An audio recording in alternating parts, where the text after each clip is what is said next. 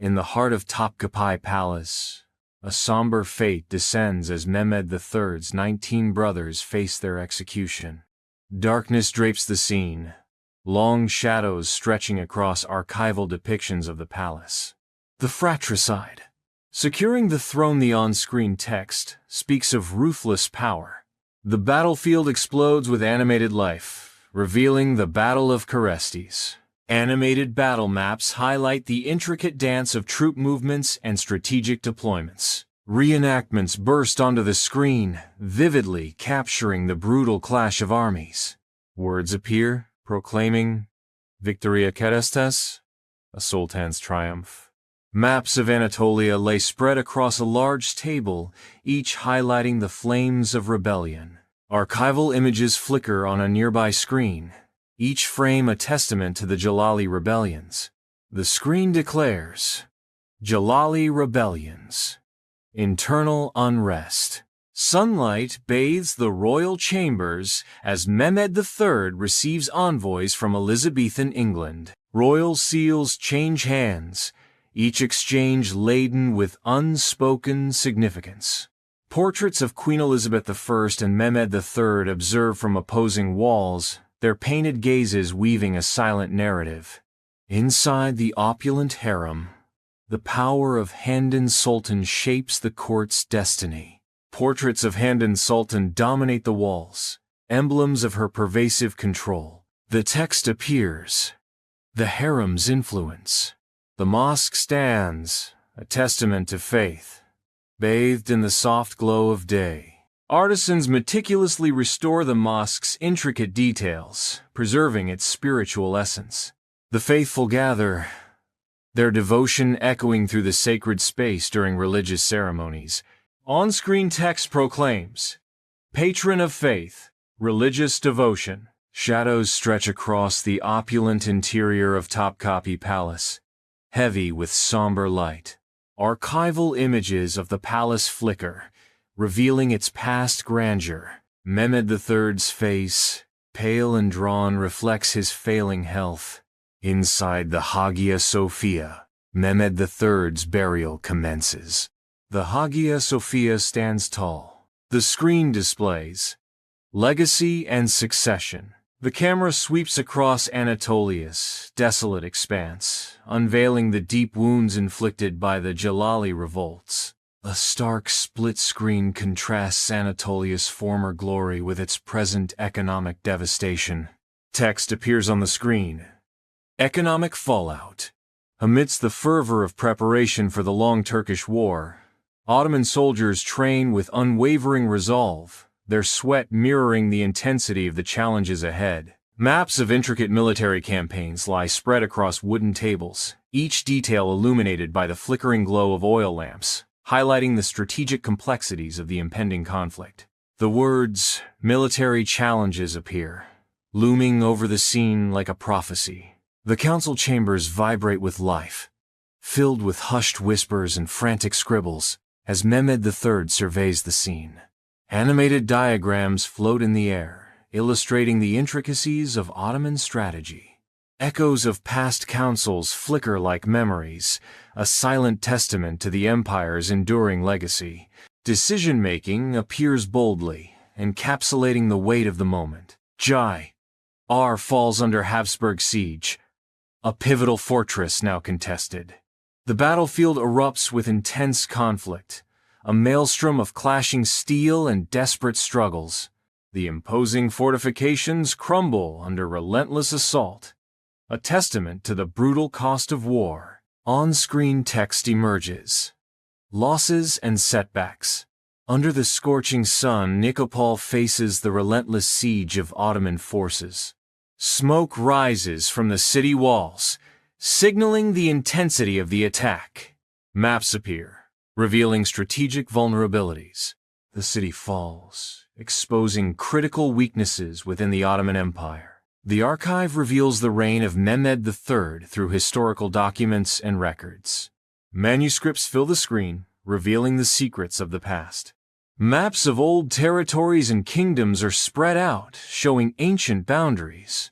Official letters bear the weight of history, their seals unbroken. English merchants celebrate newfound trade privileges aboard a ship, challenging Spanish naval dominance. Maps display naval engagements and trade routes, showcasing the shift in power. Trade and naval power appears on screen, a declaration of England's rising influence. Sunlight drenches the opulent halls of Topkapi Palace, illuminating portraits of Safiye Sultan. Her portraits stand as silent witnesses to the unfolding court intrigue. The weight of centuries of tradition hangs heavy in the air. On-screen text declares, "Breaking tradition." Istanbul, 1876. A city teeming with life under the sprawling Ottoman Empire. Maps reveal the empire's reach, while on-screen text declares, Abdulhamid II ascends the throne. Inside Yildiz Palace, Abdulhamid II sits, the weight of his empire heavy on his shoulders. Animated graphics light up the room, a vibrant depiction of the proclamation of the first Ottoman constitution. The screen displays Proclamation of the First Constitution, 1876. Animated maps vividly illustrate the Balkan uprisings and the Russo-Turkish War, 1877–1878, revealing significant territorial losses. Across the screen flashes a stark title, The Great Eastern Crisis. European officials gather, their presence a stark symbol of control over Ottoman finances. Graphics illuminate the room, each line and curve detailing the diminishing economic independence of the Ottoman Empire. In the heart of Yildiz Palace, Abdulhamid II makes his declaration. Darkness descends as the constitution is suspended, and autocratic rule is cemented. On screen, stark words appear. Suspension of the Constitution, 1878. The city pulses with the raw energy of progress. Railway tracks snake across the landscape, naval ships stand ready, and new schools rise. A banner unfurls, declaring, Modernization efforts. Pan-Islamic policies are displayed, showcasing Abdulhamid's commitment to unifying Muslim subjects. In the heart of the Yildiz Palace, shadowy figures gather, the sophisticated surveillance equipment hinting at the clandestine nature of the Yildiz Hafiye. A screen flickers to life, revealing the ominous words, the Yildiz Hafiye, Abdulhamid's intelligence network. Images of the Armenian massacres flash across the screen, a stark reminder of the atrocities. Newspapers with bold headlines condemn Abdulhamid's actions, a chorus of voices rising against the injustice. The words "the Armenian massacres" appear, a solemn declaration of history's dark chapter. The Greco-Turkish war battlefield reveals Ottoman soldiers celebrating amidst smoke and wreckage. Despite their victory, the Ottoman advance is hampered by the destruction. Political shadows of European intervention loom in the sky. On-screen text declares, Greco-Turkish War, a rare victory. A clandestine gathering unfolds in a dimly lit room, thick with smoke and hushed whispers. Urgency and rebellion fill the air as they conspire, their whispers weaving a tapestry of fervent energy. Quick cuts reveal underground printing presses, churning out leaflets, fueling the fire of dissent. Shadowy alleyways become stages for clandestine meetings, where whispers turn into plans. Overnight, graffiti blooms on walls, bold declarations of defiance echoing in the silent streets. The rise of the Young Turks appears, superimposed over the scene, a stark proclamation of change. The streets of Istanbul pulse with life as the Young Turk revolution ignites. Abdulhamid yields, restoring the constitution. A wave of euphoria sweeps through the city as jubilant crowds celebrate a new dawn. Words flash across the screen. The Young Turk Revolution, 1908. In Yildiz Palace, the shadow of the 1909 counter-coup looms, leading to Abdulhamid's deposition. The words deposition of Abdulhamid II, 1909, appear, sealing his fate. Abdulhamid stands exile, a figure marked by somber stillness. Later, Abdulhamid is in confinement, his world now shrunk. The words exile and confinement appear, a stark summary of his fate. In Beylerbeyi Palace, Abdulhamid lies still. Death has claimed him. The air is thick with the weight of the empire's impending collapse. Death at Beylerbeyi Palace, 1918. Abdulhamid's tomb stands bathed in the gentle daylight, marking the final scene. An expert comments, dissecting Abdulhamid's polarizing legacy with careful articulation. Words appear on the screen. A polarizing legacy. A majestic panorama of Istanbul unfolds under the sun, where the Ottoman warships glide along the serene Bosphorus, emblems of a glorious empire. The newly appointed Abdulaziz stands, his gaze piercing the horizon, envisioning a modernized Ottoman navy. His vision extends beyond the present, dreaming of a powerful force ready to dominate the seas. Amidst the opulent grandeur of the Topkapi Palace, Abdulaziz presides over his court. He emphasizes the critical need for modernization and westernization to bolster the empire's strength. Fuad Pasha and Ali Pasha stand prominently among the advisors, underscoring their crucial roles in Abdulaziz's ambitious administration. Galatasaray High School stands tall, a beacon of Abdulaziz's vision for a modern empire. Abdulaziz arrives, his presence embodying his dedication to education and progress. Students from all walks of life gather, a living testament to Abdulaziz's dream of unity. In the heart of Paris, Abdulaziz embarks on a pivotal tour in 1867, set against the backdrop of French grandeur.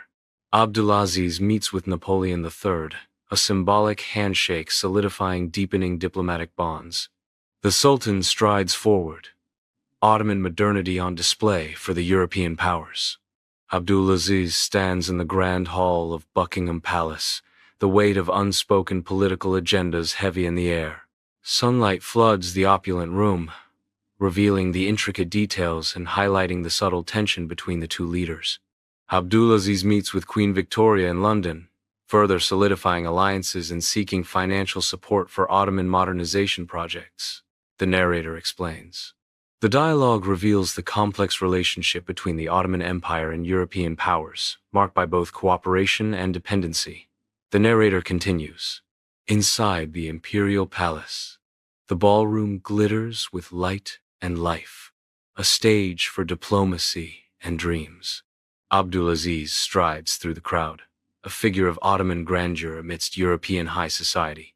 He navigates the swirling walls, his presence a bridge between empires. Grand Vizier Midhat Pasha stands before Abdulaziz, his face reflecting the weight of the empire's financial crisis. Sunlight illuminates the stacks of ledgers, each page a stark reminder of the debt owed to European banks. The treasury's opulence sharply contrasts with the economic vulnerabilities jeopardizing the Sultan's modernization. Inside the mosque, conservative ulama gather, their faces filled with disapproval.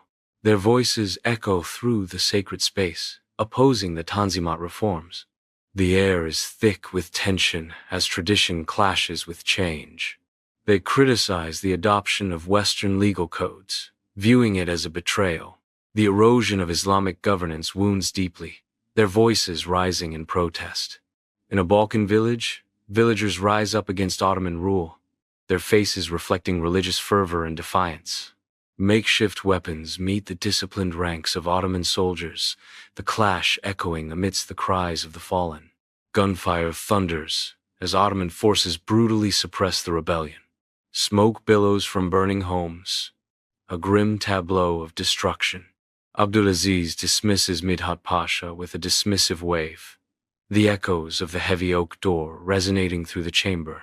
The flickering candlelight casts dancing shadows, revealing the unspoken discontent that fills the air. His autocratic tendencies grow more pronounced, foreshadowing the turmoil to come.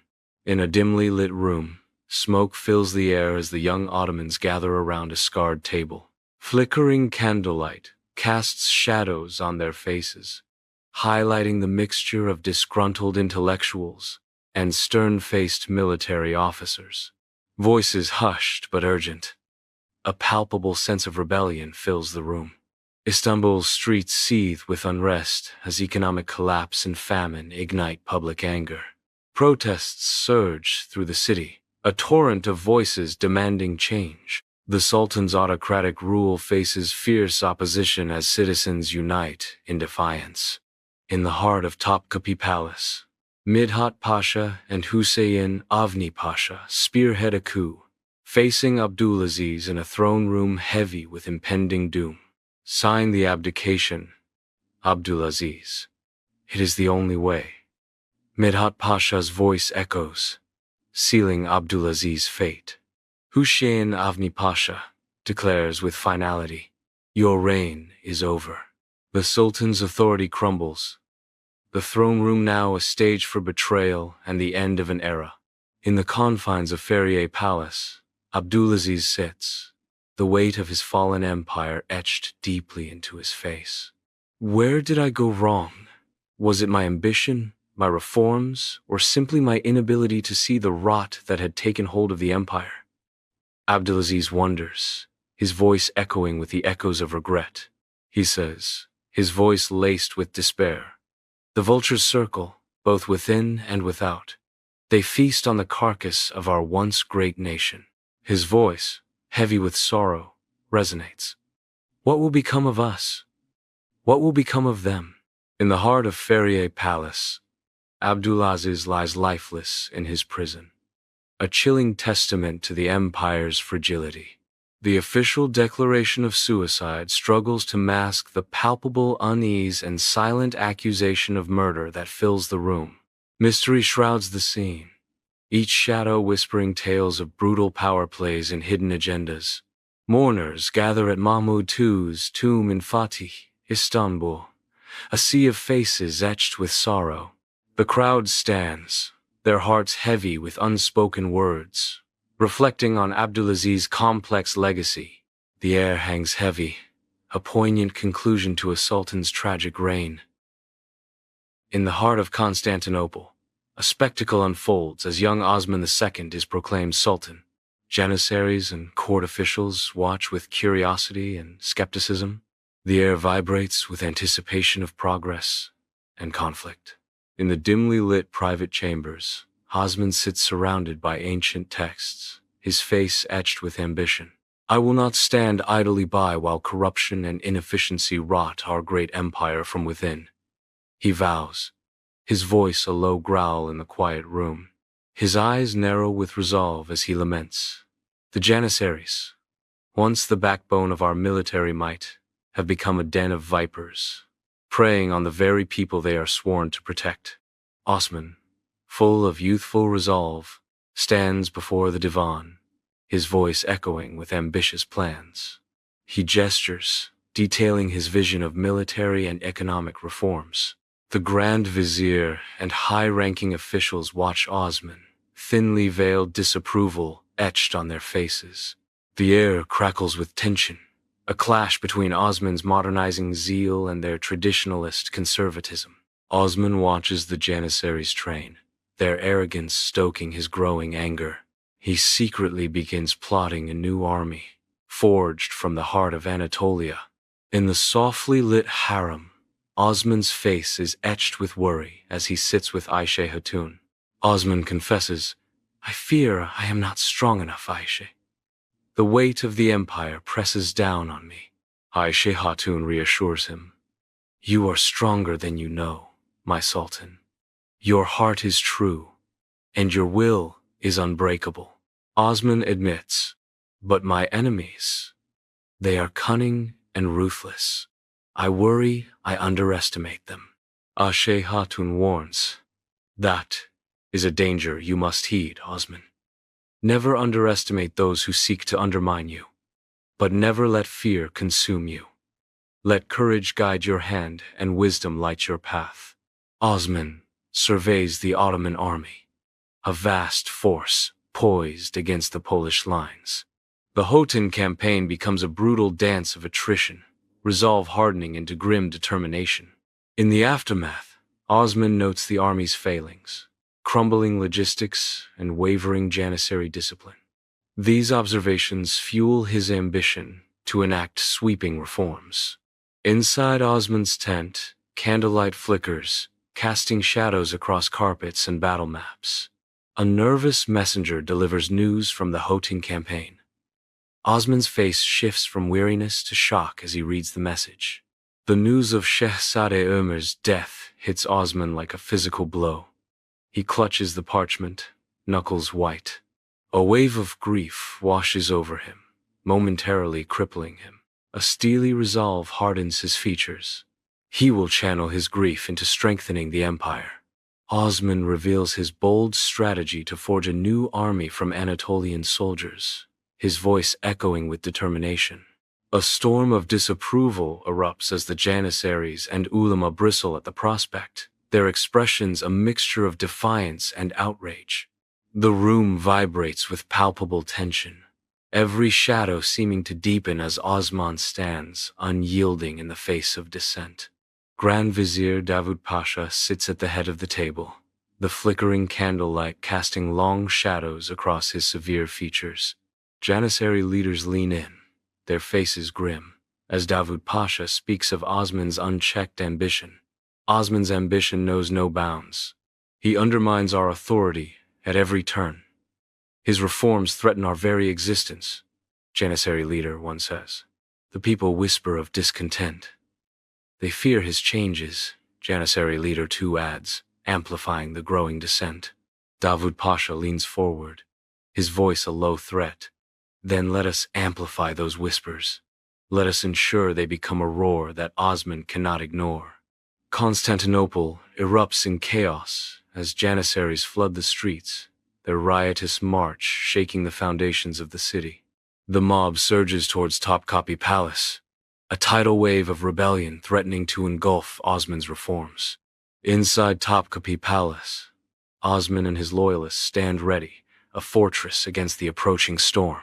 Anticipation hangs heavy as they prepare to protect the palace from the Janissary rebels. Each breath, a silent vow.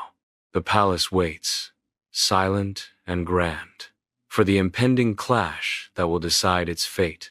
The Janissaries surge into Topkapi Palace courtyard, their onslaught overwhelming Osman's loyal defenders.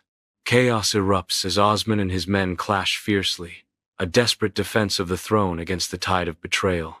The courtyard becomes a vortex of clashing steel and desperate cries, the fate of the empire hanging in the balance. Osman is seized by Janissaries, his royal robes reflecting the last of his grandeur. Dragged through the palace halls, Osman's eyes reflect disbelief and rising fear. Stripped of his power, Osman's humiliation deepens as the Janissaries mock his downfall.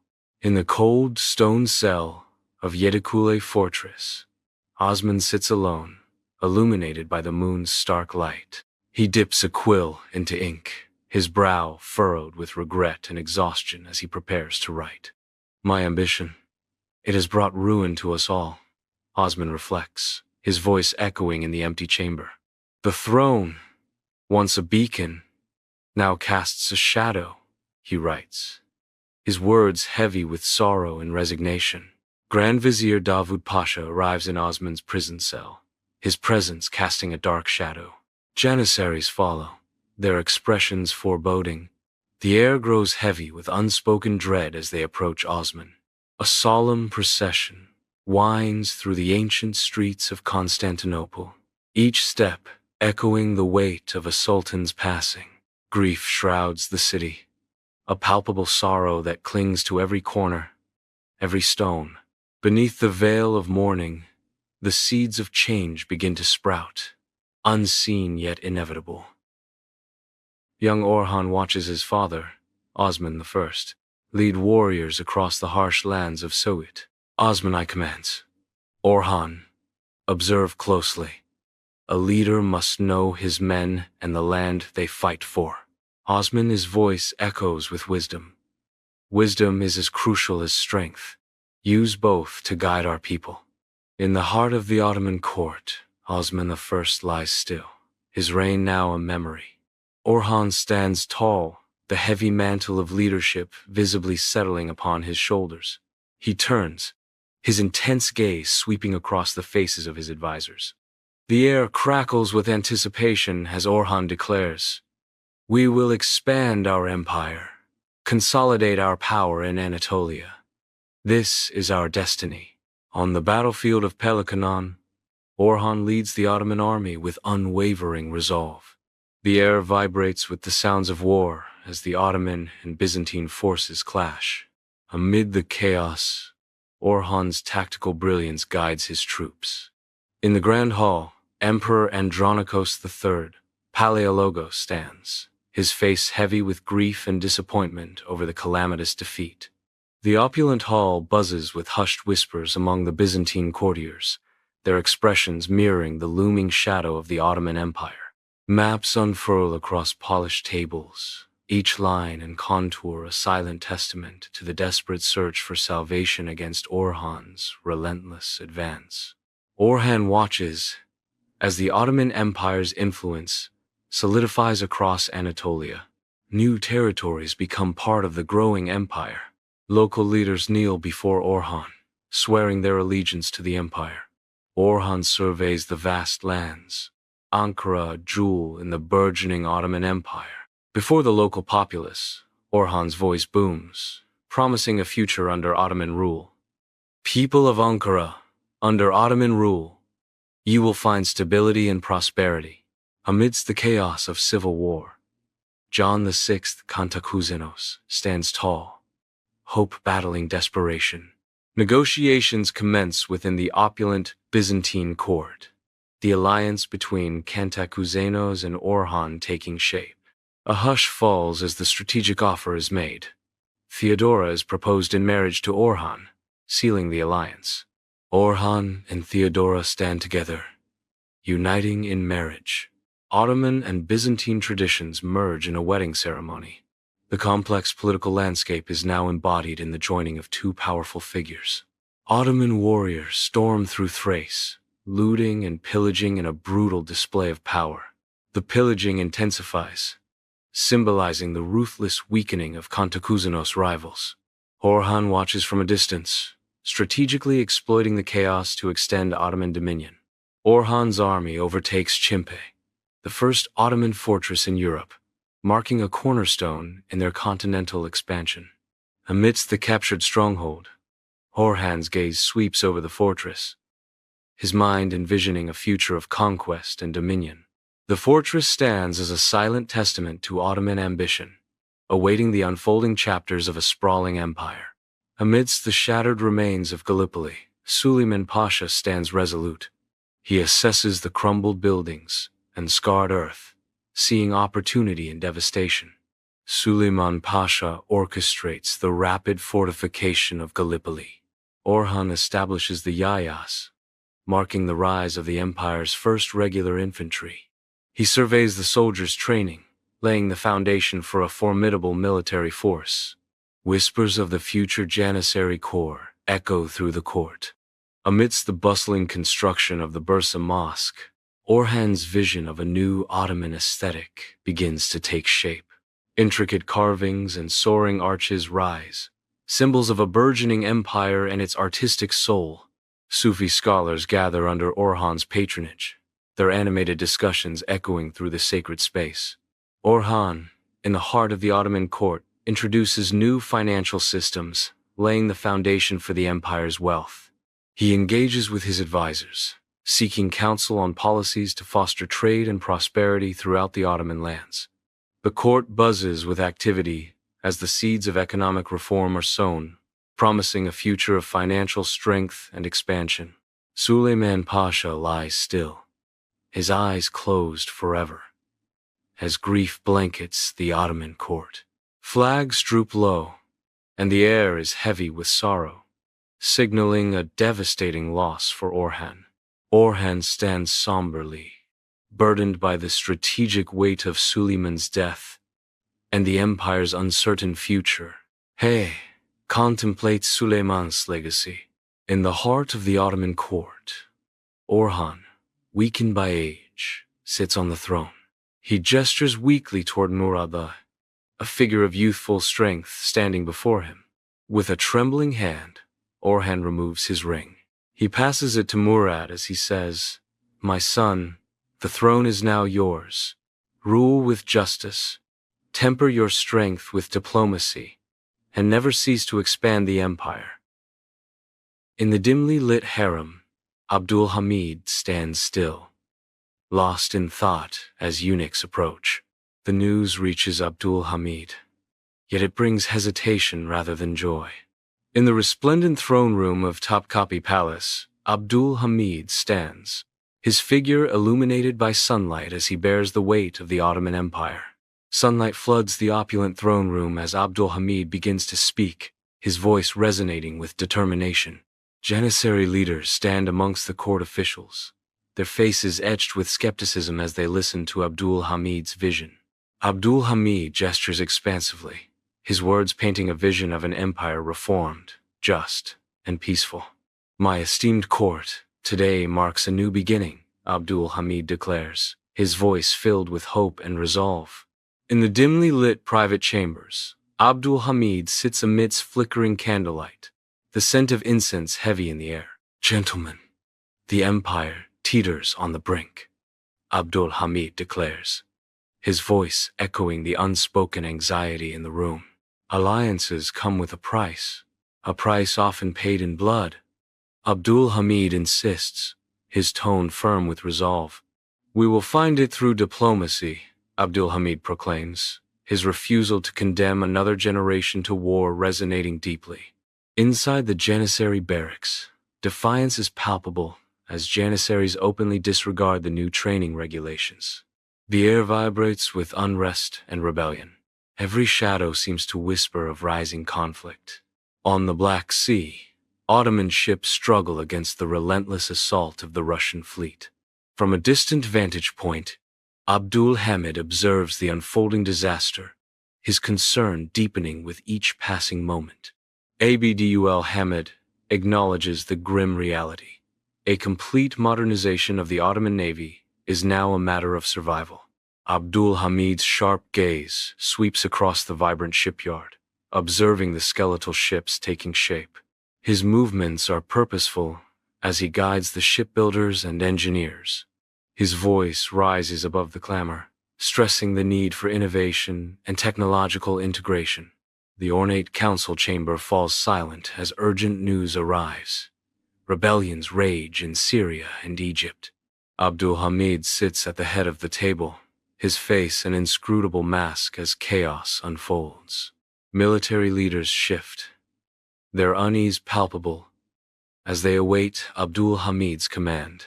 On the battlefield, Ottoman and rebel forces collide in a savage, relentless confrontation. The brutal combat unfolds, a stark reminder of the war's grim reality. The clash intensifies, a scene that sharply contrasts with Abdul Hamid's vision of peace. In the heart of Topkapi Palace, Abdul Hamid sits alone, the weight of his empire pressing down on him. The flickering candlelight casts long, dancing shadows across the walls, mirroring the turmoil within. Abdul Hamid receives news of the Treaty of Küçük-Kaynarca. He is devastated by the loss of Crimea and the concessions to Russia. In the heart of Topkapi Palace, Abdul Hamid, burdened by care, seeks a moment of peace with Aisha Khadun, the harem's soft glow casting shadows on his weary face. Abdul Hamid's voice is heavy with dread. "I fear for the future of the empire, Aisha. The shadows lengthen, and I feel powerless to stop the encroaching darkness." In the heart of Topkapi Palace, Abdul Hamid sits at the head of the council table, facing a delegation of stern Russian ambassadors. Abdul Hamid's impassioned plea echoes through the chamber. "Crimea is rightfully Ottoman territory. We seek only to restore what is ours." A Russian ambassador responds with cold resolve. The situation has changed. Crimea is now under Russian protection. Abdul Hamid's voice rises with indignation. Protection or occupation? We will not stand for this aggression. The Russian ambassador concludes the negotiation with a dismissive finality. These are the terms. There is nothing more to discuss. Russian forces stand triumphant as flags wave, symbolizing Russia's firm grip on Crimea. Among the Crimean civilians, fear and resentment ripple across their faces. The shadow of the once mighty Ottoman Empire looms, a stark reminder of its diminished power. In the dim light of Topkapi Palace, Abdul Hamid kneels in solitude, his face etched with inner turmoil. His brow furrows with the weight of decision, a silent battle raging within him. Clutching prayer beads, he whispers, "Guide me. Show me the path. Peace or strength. Which must I choose?" Ochakov burns as the Ottoman fortress crumbles under relentless assault. Amidst the chaos of the siege, Russian soldiers advance, their faces grim with determination. Sparks fly as Ottoman soldiers and Russian soldiers meet in a fierce, desperate clash. The ground trembles as the fortress, once a symbol of Ottoman power, succumbs to the might of the Russian army. In the radiant chambers of Topkapi Palace, Abdul Hamid stands motionless as sunlight floods through the windows. The message arrives, and Abdul Hamid's face grows pale as the terrible news of Ochakov's fall pierces his heart. The weight of the empire, the endless wars. It all becomes too much. Abdul Hamid collapses, clutching his chest. As Abdul Hamid falls, attendants rush to his side, their faces reflecting urgent concern and fear. In the hushed chamber, Abdul Hamid lies still, his frail form barely visible beneath the silk sheets. Family members huddle around Abdul Hamid, their faces etched with grief. Court officials stand at a respectful distance, their heads bowed in solemn silence. A heavy, mournful atmosphere fills the room as Abdul Hamid peacefully passes away. The vibrant city of Amasya comes alive in 1470, bustling with daily life. Amidst the lively streets, a newborn's cry marks the arrival of young Selim, son of Sultan Bayezid II and Gulbahar Hatun. Destiny calls him from his earliest breath. Years pass. Selim, a young man consumed by ambition, observes his father, Bayezid II. Bayezid II rules with a cautious hand, a strategy Selim scorns. In hushed tones, Selim unveils his plans to his loyal followers, eyes burning with the thirst for the throne. His loyal followers lean in, captivated by Selim's vision of power. Selim marches, his loyal forces kicking up dust through Thrace, rallying support. The air crackles with tension as Selim's challenge ignites a power struggle. Soldiers march with grim determination, their faces reflecting unwavering loyalty to Selim. Supporters cheer as Selim passes, their hope for change evident in their eyes. In the heart of the Ottoman palace, Selim stands before his father, Bayezid II, his eyes burning with ambition. Guards stand motionless, their loyalty hanging in the balance as the palace holds its breath. Selim deposes his father, Bayezid II, showcasing his ruthless determination. Selim sits upon his ornate throne, an imposing figure of cold determination. Executioners stand ready, their eyes downcast, awaiting Selim's command in the dread-filled air. Selim's words cut through the silence. "Let the executions commence. Ensure no rivals remain to challenge my rule." The year is 1514. The Battle of Chaldiran begins with a brutal clash between Selim's Ottoman forces and Shah Ismail's Safavid army. The ground trembles as Ottoman cannons unleash a devastating barrage, tearing through the Safavid ranks. Ottoman soldiers advance relentlessly, their discipline ranks a stark contrast to the faltering Safavid lines. The air fills with the cries of the wounded and the clash of steel as smoke and dust obscure the battlefield. The Safavid army begins to crumble under the weight of the Ottoman onslaught, their initial fervor replaced by despair. Victory is within Selim's grasp as the battlefield falls silent, save for the moans of the wounded. Inside Selim's war tent, lamplight flickers, casting shadows on the faces of Selim and his commanders. Selim declares, "Chaldiran was a glorious victory, but it is only the first step. We must decide how to proceed." Commander 1 cautions, "Your Majesty, pursuing them deeper into Persia would be fraught with peril." Commander 2 suggests, "Consolidation would allow us to secure our supply lines and establish a firm foothold in the region." Selim states, "Both options have merit. We must carefully consider the risks and rewards before committing to a course of action." The year is 1516. The Battle of Marjdabik begins with Selim's forces unleashing a devastating artillery barrage. Janissaries advance in disciplined lines, their ranks embodying Ottoman military might. From a strategic vantage point, Selim watches his forces dominate the battlefield. Amidst the chaos, Mamluk Sultan al-Ashraf Kansu al-Ghauri commands his troops. In the year 1517, the desert air shimmers above Cairo as Selim's disciplined forces confront the Mamluks. The Battle of Ridania erupts, a clash of steel and cries of men echoing across the sands. Selim's strategic brilliance outmaneuvers the Mamluks, their formations collapsing under the Ottoman assault.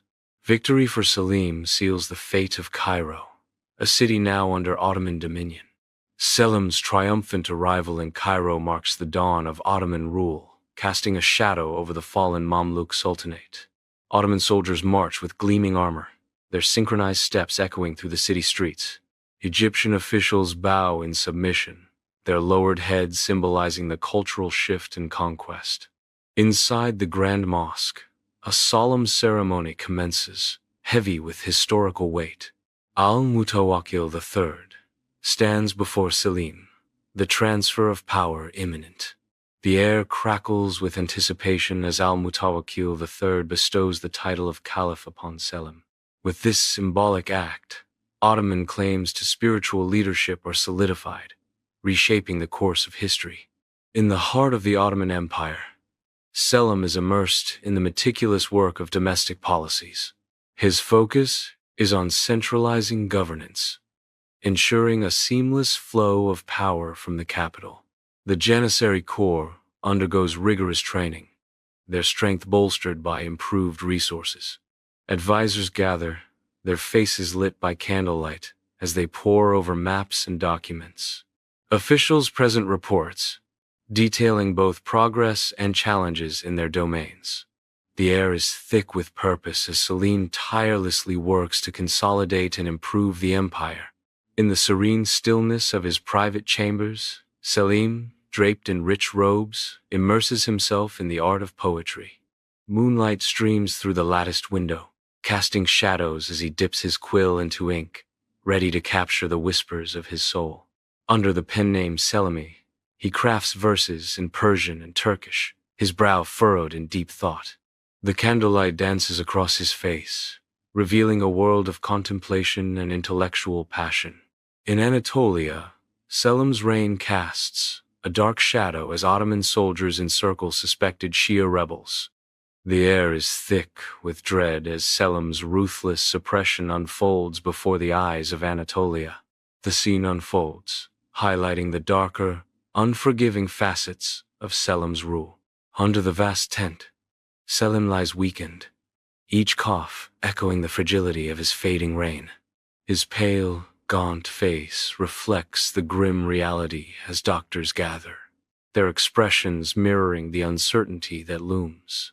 Nearby, soldiers stand guard, their armor glinting ominously, a silent testament to the empire's fading glory. In this field, far from the palace, Selim's reign draws to its close, the future shrouded in doubt. Inside the Yavuz Selim Mosque, Sunlight filters through stained glass, casting colorful patterns on the solemn gathering. Mourners and religious figures stand together, honoring Selim's impact on the Ottoman Empire. The mosque is filled with silent prayers and quiet sorrow, a final tribute to a powerful leader. In Manisa, young Murad explores the vibrant gardens, his laughter echoing through the air. Nurbanu Sultan watches her son, her eyes reflecting a mix of love and ambition. Their bond is a silent promise of futures yet to unfold. In Topkapi Palace, Murad ascends to the throne, the weight of the Sultanate palpable. The palace echoes with the vibrant energy of the coronation. Nurbanu and Safiye stand regally, their influence radiating from the heart of the palace. Murad sits at the head of the long table, surrounded by the silent weight of his viziers. Sokolu Mehmed Pasha stands among the counselors, his face etched with wisdom. The soft light illuminates the stained glass, casting shadows across the maps of war. Ottoman and Safavid soldiers meet in a brutal clash on the battlefield. The brutal battle rages, a costly demonstration of the empire's might. The ground is littered with fallen soldiers, a stark testament to the empire's strained resources. In the soft glow of candlelight, Nurbani's eyes reflect the opulence of her chamber as she sits opposite Murad. The Venetian ambassador's proposal is a trap, Murad. They seek to weaken our position in the Mediterranean. Murad responds, his expression thoughtful. But their offer of peace is tempting, mother. War is costly.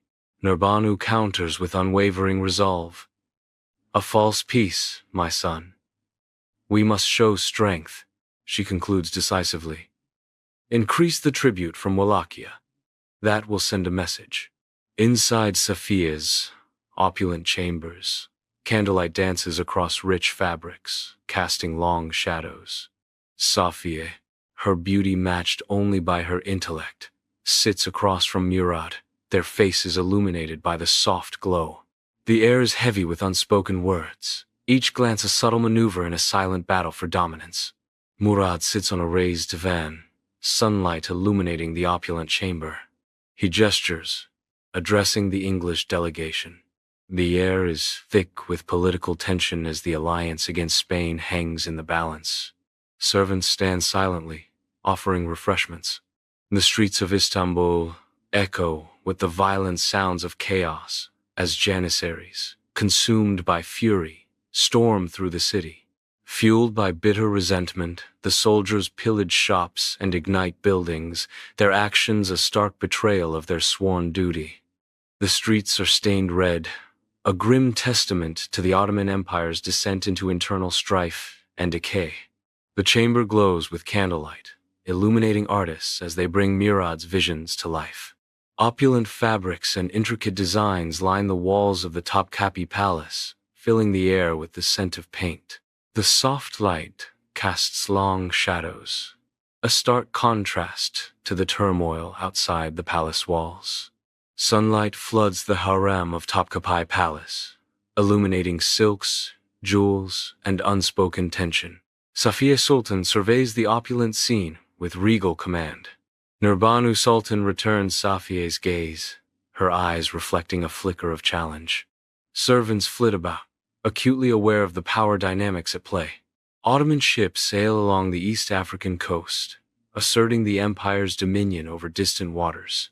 Mombasa's shores reflect the might of the Ottoman Empire, a testament to their naval prowess and expansive reach. Murad stands before the janissaries, his authority tested by their unrest. He gestures, seeking reason amidst the soldiers' rising discontent. We must find a way to settle this. In the heart of Topkapi Palace, Murad sits alone, the soft glow of candlelight casting long shadows that mirror the turmoil within. He contemplates the empire's vast power, the weight of its hidden vulnerabilities pressing heavily on his mind. A sense of unease settles over Murad as he reflects on the challenges and shadows that lie ahead. Murad's body is heavy, his health fading as he seeks refuge in isolation. Sorrow fills the air as Murad lies still, his life extinguished, Uncertainty clouds the palace's future. Mehmed III surveys the opulent throne room, a palpable tension hanging heavy in the air. Guards stand motionless, their stoic faces masking the dread that fills the chamber. In a moment of brutal decisiveness, Mehmed III's actions silence all dissent. The throne room, once a symbol of unity, is now defiled, stained with the blood of betrayal. The battlefield of Ankara stretches, a silent testament to the Ottoman defeat. Sultan Bayezid, defeated and humbled, is held captive. The scene underscores the empire's vulnerability and the chaos that looms. In the heart of the Ottoman palace, Bayezid's sons convene, the weight of unspoken ambitions suffocating the grandeur. Suleiman's gaze flickers with veiled desire, his stance betraying a hunger for power that dares not speak its name. Mehmed subtly shifts, his eyes betraying a mixture of loyalty and burning ambition. Musa's posture reflects a potent blend of deference and concealed longing for the throne. Suleiman stands tall over Rumelia, the European territories of the Ottoman Empire, his ambition burning bright. He proclaims himself ruler, his voice echoing across the land. New coins bear his image, symbols of his reign. Decrees are issued, solidifying his power. Suleiman sits in the heart of his court in Rumelia, awaiting the arrival of foreign dignitaries. Diplomats from Byzantium, Venice, and Genoa enter the court, their faces betraying a blend of anticipation and respect. Suleiman orchestrates the Treaty of Gallipoli, ensuring peace and securing favorable trade agreements for the Ottoman Empire. Musa, supported by Wallachian and Serbian soldiers, launches his campaign against Suleiman. A fierce battle erupts between the two brothers just outside Edirne. Musa's army gains the upper hand in the intense conflict. Flickering candlelight dances across the faces of Suleiman and his advisors, casting long shadows across maps. The grim expressions of Suleiman's advisors mirror the dire situation they face. Suleiman's voice echoes through the tent, carrying the weight of command and desperation. Musa's attacks are relentless. Our diplomatic alliances are weakening. This cannot continue. Amidst the vast countryside near Edirne, Suleiman and Musa clash in a fierce battle.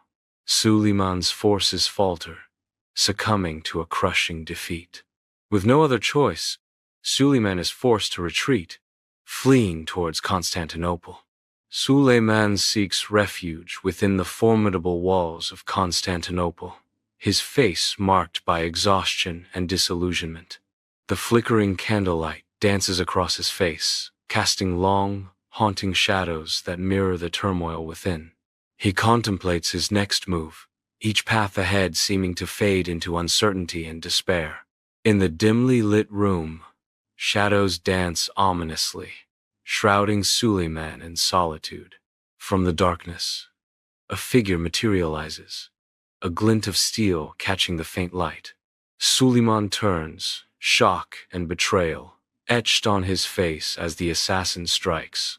He falls, his lifeblood staining the opulent carpets as darkness consumes all. News of Suleiman's death races through the crowded streets of Constantinople. Uncertainty grips the city. Fear hangs heavy in the air.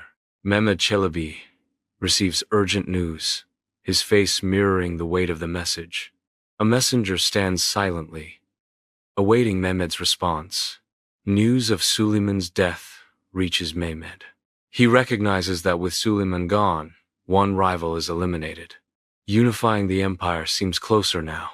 Across the sprawling plains of Anatolia, Mehmed advances, his gaze fixed on the horizon. He presses forward, his resolve unshaken by the resistance he encounters. Mehmed remains committed to restoring the empire to its former glory. On the battlefield, Mehmed and Musa face each other. The clash of steel echoes across the blood-soaked ground. Steel flashes as they collide, a whirlwind of fury that will decide the fate of empires. The weight of the Ottoman Empire rests on each swing, each parry, each desperate breath. Inside the dimly lit tent, Shadows dance around Mehmed, the weight of his choices heavy on his face. He reflects on the cost of his relentless pursuit, the echoes of the interregnum resonating in his mind. The path to reunification has been paved with sacrifice. The ambition and rivalry of the interregnum, they fueled my resolve. But at what cost? Mehmed arrives at the Ottoman capital, now the sole ruler. The people cheer, celebrating the end of the interregnum. Peace is restored, and the empire is unified. In the hushed heart of the Ottoman archives, the historian is surrounded by the ghosts of empires. The historian pores over the yellowed pages, each filled with the faded ink of centuries past. The historian traces a finger along the delicate balance of power, revealing the ever-present threat to the line of succession. Constantinople stands in its fading glory, a stark reminder of the Ottoman Empire's decline. A title card appears: The Waning Ottoman Empire. Suleiman II resides in the cafes, his world shadowed by confinement. An animated map emerges, charting the trail of Ottoman defeats that culminated in Mehmed IV's downfall. The screen splits, revealing a harsh comparison. The waning Ottoman Empire versus Europe's ascendant power. Across the plains, the wind whispers tales of battles past and the heavy burden of history. Amidst rising tensions, Suleiman ascends to the throne. Unrest simmers among the Janissaries. Rebels choose Suleiman, swayed by his perceived weakness. Suleiman sits at the head of the ornate table, his presence commanding attention in the grand meeting room. Around the table, advisors stand in a mixture of anticipation and apprehension, their expressions reflecting the gravity of the moment. Suleiman gestures towards Fazıl Mustafa Pasha, who stands respectfully, his face illuminated by the streaming sunlight. The sunlight highlights Fazıl Mustafa's intelligent and determined face, hinting at the reformist capabilities that lie within. The air is thick with tension, the weight of the Ottoman Empire heavy on this pivotal decision. Across the ancient Belgrade fortress, a strategic animation unfolds, illustrating the clash of empires. Ottoman forces surge forward, overwhelming the Habsburg defenses in a fierce animated battle. The animated depiction intensifies as the Habsburg lines break, their digital banners falling amidst the chaos. The animation reaches its climax, the Ottoman forces victorious, banners waving high above the conquered fortress. Ottoman infantry formations stand in perfect lines, ready to advance. Artillery pieces unleash a thunderous barrage, shaking the fortress walls. The screen declares, Belgrade, a strategic victory. The treasury's transformation under Fazıl Mustafa Pasha unfolds through vivid infographics, showcasing a stark contrast between past struggles and present prosperity. Sunlight floods the Janissary barracks, transforming the scene into a vibrant tableau of renewal and order. The Janissaries move with newfound determination, their faces reflecting the promise of reform. Their movements are sharp, precise, and synchronized, a testament to improved conditions. Modernized artillery stands guard, a stark reminder of the reinforced border garrisons. A split screen reveals a poignant contrast, outdated defenses versus the current formidable setup. Suleiman remains impassive, standing firm in the face of diplomatic tensions with Safavid Persia. Envoys from Safavid Persia exchange messages. The bustling trade port thrives with activity, ships arriving and departing under the open sky. Despite the looming shadow of war, commerce flows freely between France and England. The port remains a vibrant hub, an economic lifeline amidst wartime strains. Inside the Grand Mosque, Suleiman stands with regal poise, a symbol of devotion and authority. With deliberate movements, Suleiman oversees the distribution of resources, his actions echoing his faith. His reverent glances across the mosque reveal a profound connection to his Sunni Muslim faith, a silent testament to his dedication. In the dim palace, shadows dance, revealing Suleiman, a weary ruler. Suleiman's death casts a pall over Edirne, extinguishing hopes for future glory. The air is thick with sorrow, a city united in mourning. Suleiman rests eternally beside Suleiman the Magnificent, A final shot captures the enduring legacy of an improbable resurgence amidst chaos. Journey into the twilight of the Ottoman Empire with Ahmed II. The caged sultan's struggle in a waning empire. A compelling exploration of Sultan Ahmed II's brief yet tumultuous reign from June 22, 1691, to his death on February 6, 1695. Born on February 25, 1643, or possibly August 1, 1642, in Constantinople's Topkapi Palace to Sultan Ibrahim I and Hatice Muazzez Sultan, Ahmed II spent nearly 43 years confined in the kafes, the palace's cage, a gilded prison for princes to prevent succession disputes, as noted in Osman's Dream by Caroline Finkel. Ascending the throne at 48 after his brother Suleiman II's death, Ahmed inherited an empire battered by the War of the Holy League, Austria, Poland, Venice. His reign began disastrously with the Battle of Slankamen on August 19, 1691, where Habsburg commander Louis William, dubbed Turkin Louis, crushed Ottoman forces, killing 20-0, including Grand Vizier Köprülü Fazıl Mustafa Pasha, the last of the illustrious Köprülü dynasty. Per Encyclopedia Britannica.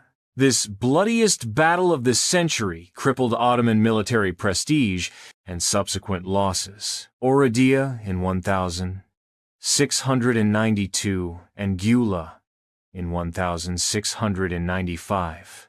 Shrank Ottoman Hungary to a sliver east of the Tisza River, centered on Timi, Ora, as detailed in Austria's Wars of Emergence. The Venetians seized Chios in 1694 and attacked Crete in 1692, while revolts simmered in Syria, Hejaz, and Iraq per Daily Saba.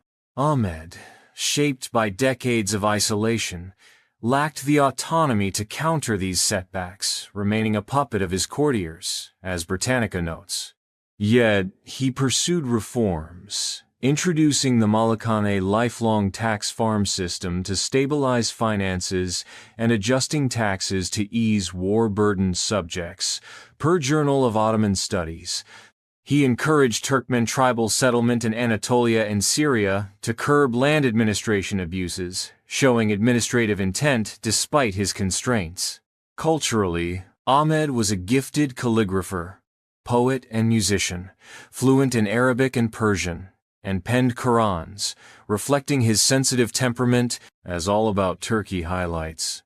His navy, under Mezomorda Hussein Pasha, clashed with Venetians off Chios in February 1695, but Ahmed died days before news of the engagement, likely from illness, exacerbated by grief over territorial losses, at Edirne Palace. Married to Rabia Sultan, his beloved Haseki and the last of her rank, Ahmed fathered twins Ibrahim and Selim, born 1692, and daughters Asiye, Atike, and Hatice, most dying young.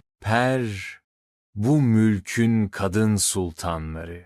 He also cherished his niece Gulsum Sultan as a daughter, buried in Suleymaniye Mosque beside Suleiman the Magnificent. His tomb marks a reign of resilience amid decline.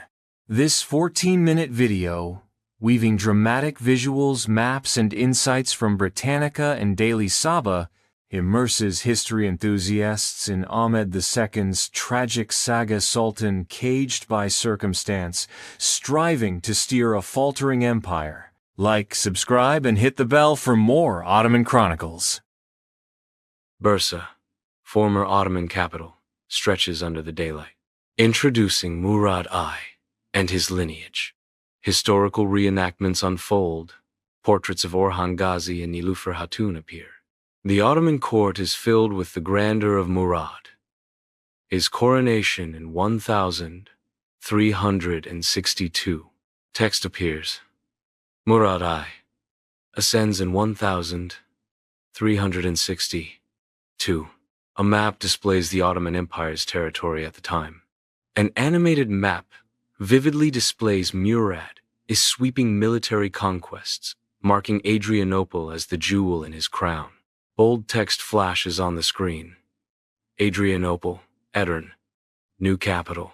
Epic reenactments bring to life the brutal battles and relentless sieges that forged an empire. The battlefield comes alive with a reenactment of the Battle of Maritza, 1371. On-screen text appears.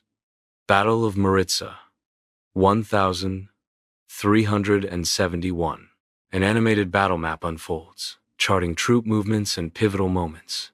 Murad's armies capture Sofia, marking a brutal expansion. Sofia, captured in 1385, flashes across the screen. The empire's reach extends, swallowing another city into its grasp. A vibrant animation unfolds, showcasing Murad's division of the Sultanate into Anatolia and Rumelia. The Janissary training grounds transform into a stage for reenactment, each moment echoing the past. The Janissaries.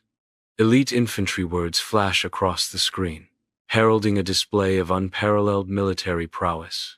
The air crackles with tension as soldiers demonstrate their combat skills, showcasing agility and precision. Before the assembled diplomats, a historical reenactment begins, revealing the might of Murad I. Serbia, Bulgaria, and the Byzantine Emperor offer tribute, marking their subjugation. On-screen text proclaims tributary arrangements, clarifying the power dynamics. The scene vividly showcases the flow of wealth and resources, solidifying Murad's dominance. An animated map unfolds, revealing the intricate diplomatic ties of the Byzantine Empire. The animation spotlights John V. Palaiologos kneeling before a powerful ruler, a poignant depiction of vassalage. As John V. Palaiologos bows, the map pulses with vibrant colors, underscoring the shifting political landscape. The Ottoman court radiates opulence. Sunlight casts intricate patterns on the mosaics, yet a dark tension permeates the air. The words familial strife flash across the screen. A vast field in Kosovo stretches under the daylight, where history replays. On-screen text appears. Battle of Kosovo, 1389. The battle unfolds on an animated map, tracing troop movements and pivotal moments. A blood-soaked field stretches endlessly, a graveyard of fallen soldiers from both sides. The air hangs heavy with the stench of iron and death, a grim testament to the brutal clash. On-screen text appears. Murad I. Death at Kosovo. Murad's final resting place at Meshedi Hudavendigar is captured. The words, Meshedi Hudavendigar, are emblazoned across the screen. In Bursa, Murad's remains are laid to rest. The tomb stands as a silent testament to his legacy. Maps fill the screen, displaying the vast expansion of Murad's empire. Administrative reforms unfold, showcasing Murad's innovative governance. Military innovations highlight Murad's strategic genius. The screen declares, Legacy of Murad I. Sunlight streams into the historical archive, illuminating the historian standing amidst towering shelves of ancient texts. On a large screen, bold words appear. Murad I, architect of Ottoman dominance. The historian speaks, voice echoing slightly in the high-ceilinged room. In summation, Murad's reign was pivotal. He consolidated Ottoman power, establishing the foundations for a vast empire that would shape the course of history for centuries to come. His military reforms, administrative innovations, and strategic alliances cemented his legacy as a visionary leader and a formidable conqueror.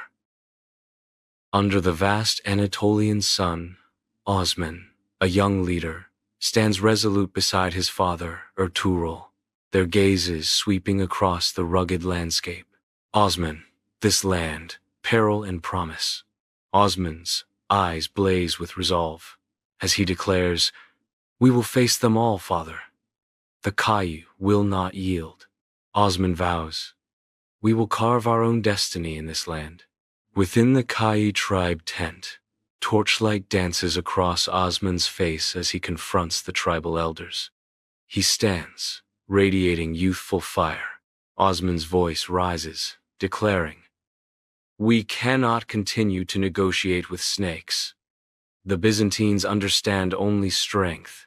We must strike first and strike hard." An elder responds calmly, "Osman, your passion is admirable, but we must consider the cost. War is not a game. Diplomacy has served us well." Another elder echoes, "The path of peace is always preferable, young Osman. Your father would agree."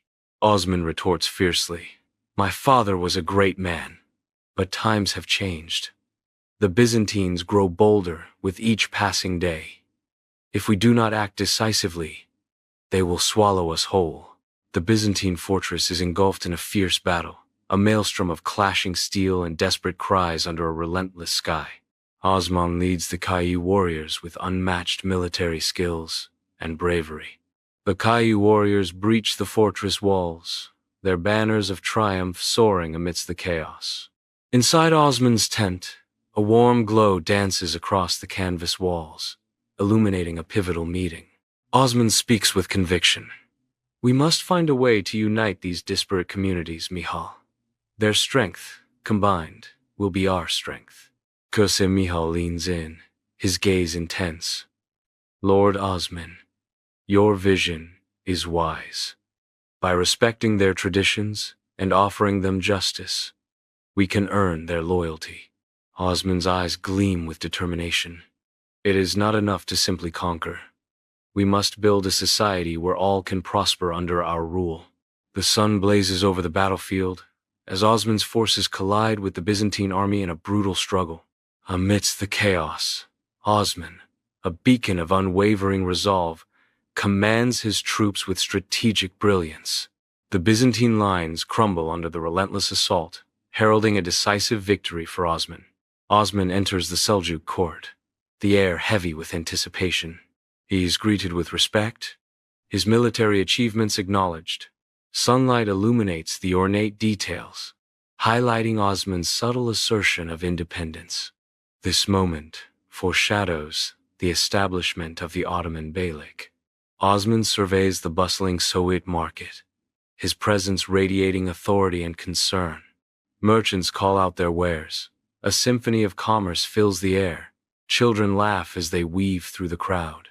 The air is thick with the aroma of spices and freshly baked bread, a sensory feast of the vibrant market. Osman's gaze sweeps over the scene, ensuring the smooth flow of trade and the safety of the people.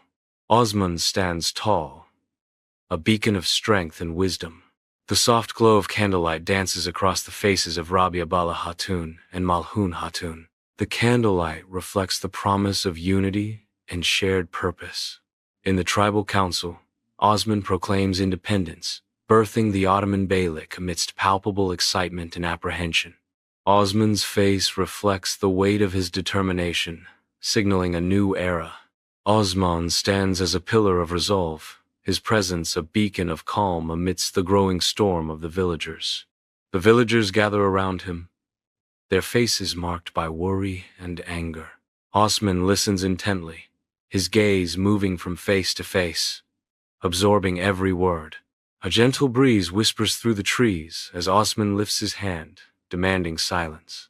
His voice cuts through the air, carrying the weight of authority and the promise of justice. Flickering candlelight illuminates Osman's tent, casting dancing shadows across the faces of Osman and Orhan Gazi. Osman warns, "My son, the Beylik stands at a crossroads. Our strength grows, but so too do our enemies." Orhan Gazi responds with determination, "I understand, father. I am ready to face whatever challenges lie ahead." Osman imparts wisdom. Leadership is not merely about strength of arms, Orhan. It is about wisdom, justice, and the ability to inspire your people. Never forget that. Orhan Ghazi pledges, "I will always strive to follow your example, father," Osman declares.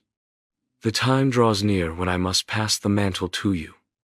Be prepared, Orhan. The fate of our people rests in your hands." Osman rides at the forefront, his army advancing across the battlefield. The Ottoman forces clash violently with the Byzantine army, the sounds of battle filling the air. Victory for Osman as Byzantine soldiers fall, the Ottoman Beylik expanding. In the dimly lit room, Osman sits alone, his face illuminated by the flickering candle, shadows dancing across the tapestries behind him. His voice echoes in the stillness. "My life, a tapestry woven with threads of struggle and triumph. From humble beginnings, a nation forged." He pauses, then continues with a sense of determination. "The Ottoman Empire, a seed planted in fertile ground. May it blossom into a mighty tree, its branches reaching far and wide." His expression softens with a hint of hope as he whispers, "My legacy.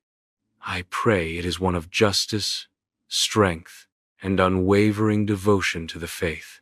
Osman's voice resonates with quiet conviction.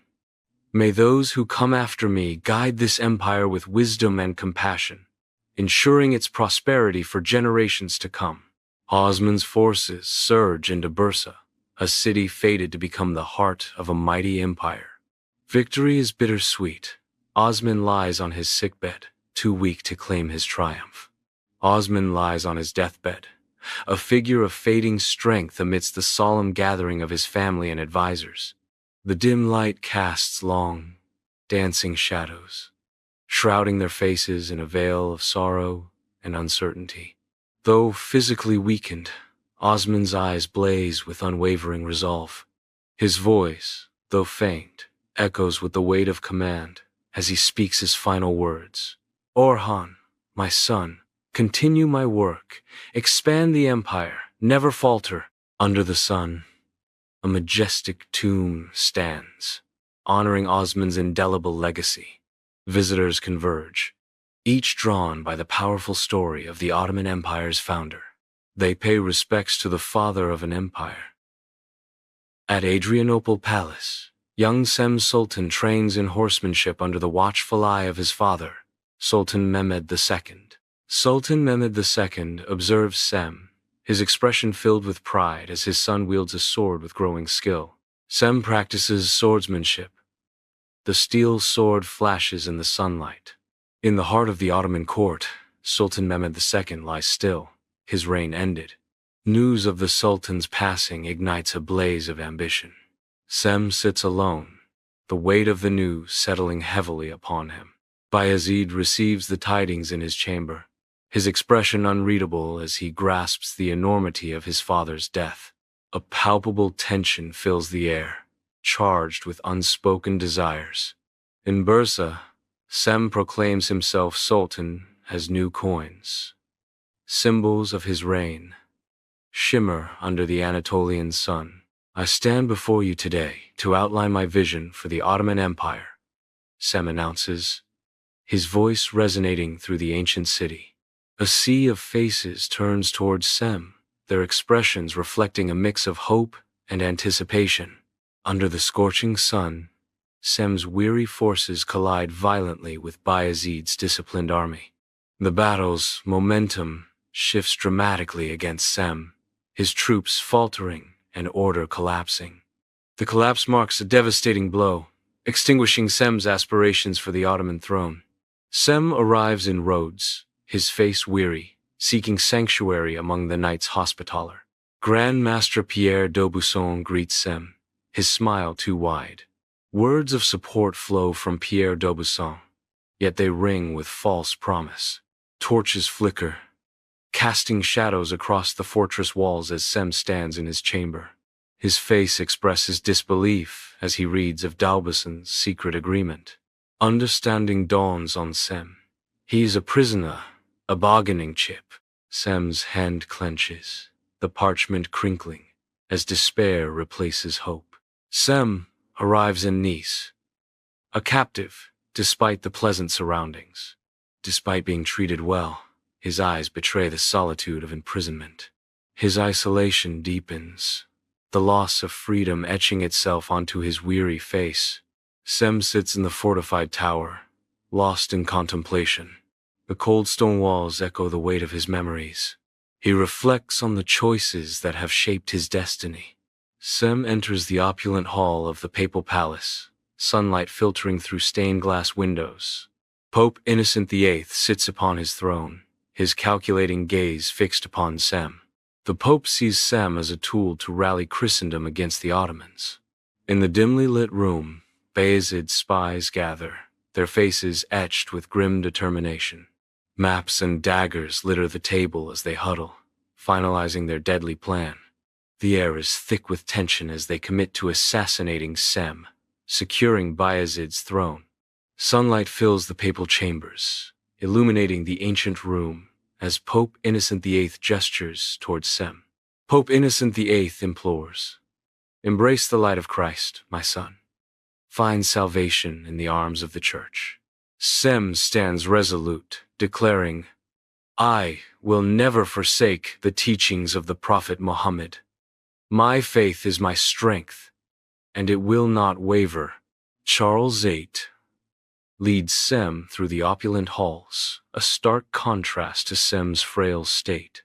The French court buzzes with activity, banners of fleur-de-lis heralding the upcoming campaign in Naples. Sunlight streams through tall windows, illuminating the dust motes dancing in the air, a silent witness to the unfolding drama.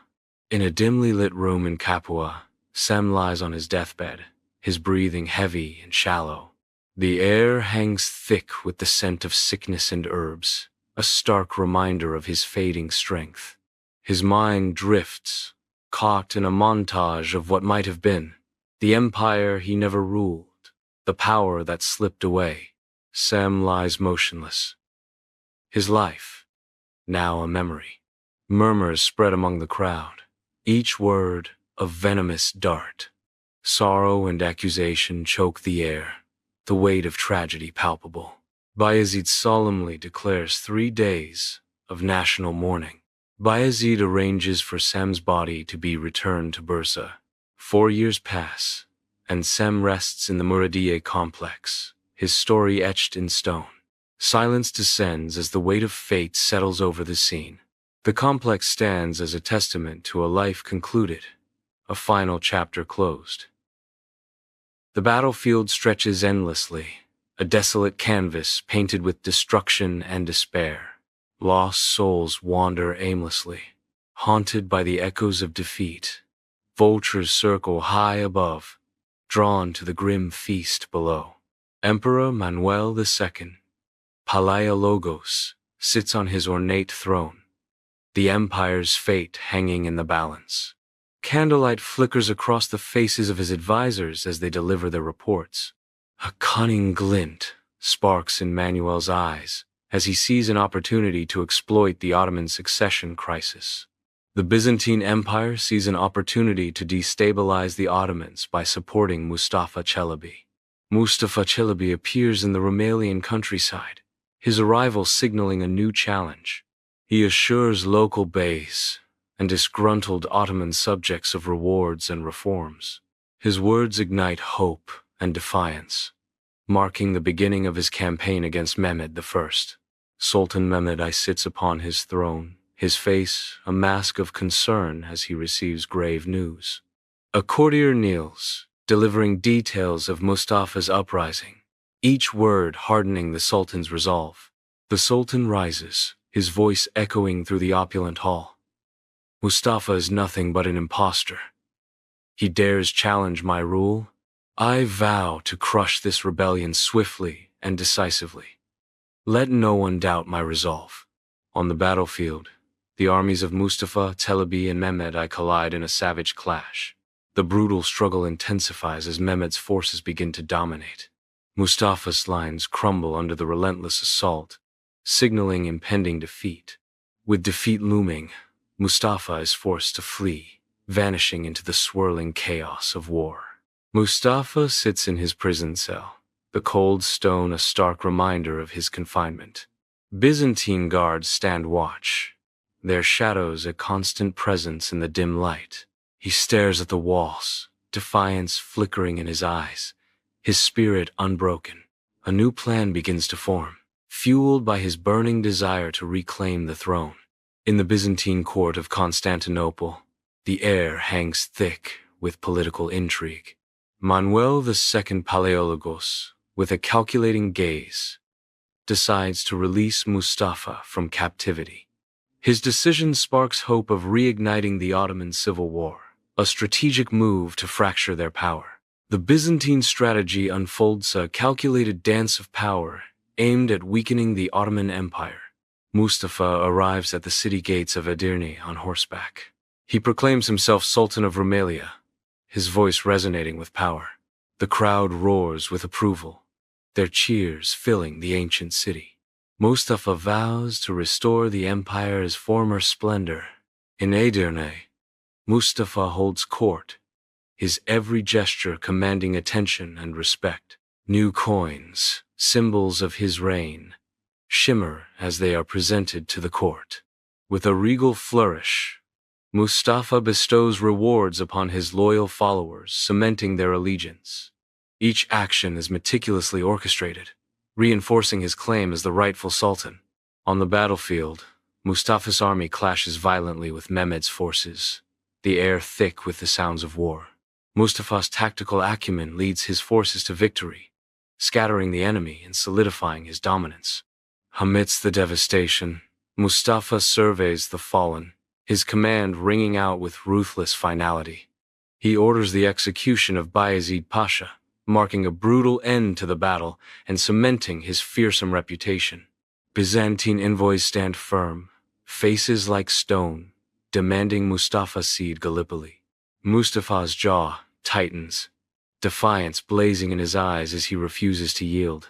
A palpable strain fills the room, poisoning the alliance between them. His reluctance hardens into a wall of obstinacy, every gesture a declaration of broken promises. Mustafa's ambition to seize Anatolia faces mounting resistance. Ottoman loyalists begin to coalesce around Murad II, Mehmed's son, challenging Mustafa's authority. As opposition swells, Mustafa's dreams of conquest begin to disintegrate. The battlefield becomes a graveyard of shattered hopes as Mustafa's forces crumble under the relentless assault of Murad II's army. Mustafa, his face a mask of grim determination, stands defiant amidst the chaos, surrounded by Ottoman soldiers. He fights with the desperation of a cornered lion, but the weight of numbers crushes his valiant struggle, leading to his capture. Members of the Ottoman court step forward, their faces contorted with hatred, ready to deliver the final blow to Mustafa's rebellion. They seize Mustafa and brand him, the red-hot iron searing his forehead a mark of shame and betrayal. The brand sears into his flesh, declaring him an impostor, a pretender to the throne, the definitive end to his rebellion. In the center of Sarah's town square, Mustafa faces a humiliating fate, his life ending as a public spectacle. His desperate plea for a final word is met with cold indifference, his last wish denied. Mustafa breathes his last, his body suspended, marking a decisive end to his story. Years drift by in the Byzantine archives, where a scribe meticulously captures Constantinople's pulse amid swirling rumors of Ottoman unrest. He records whispers of Mustafa's daring escape, his quill dancing across the parchment as he notes conflicting accounts of refuge in Wallachia and Thessaloniki. The scribe documents the emergence of a new pretender to the Ottoman throne, backed by Venice's formidable wealth.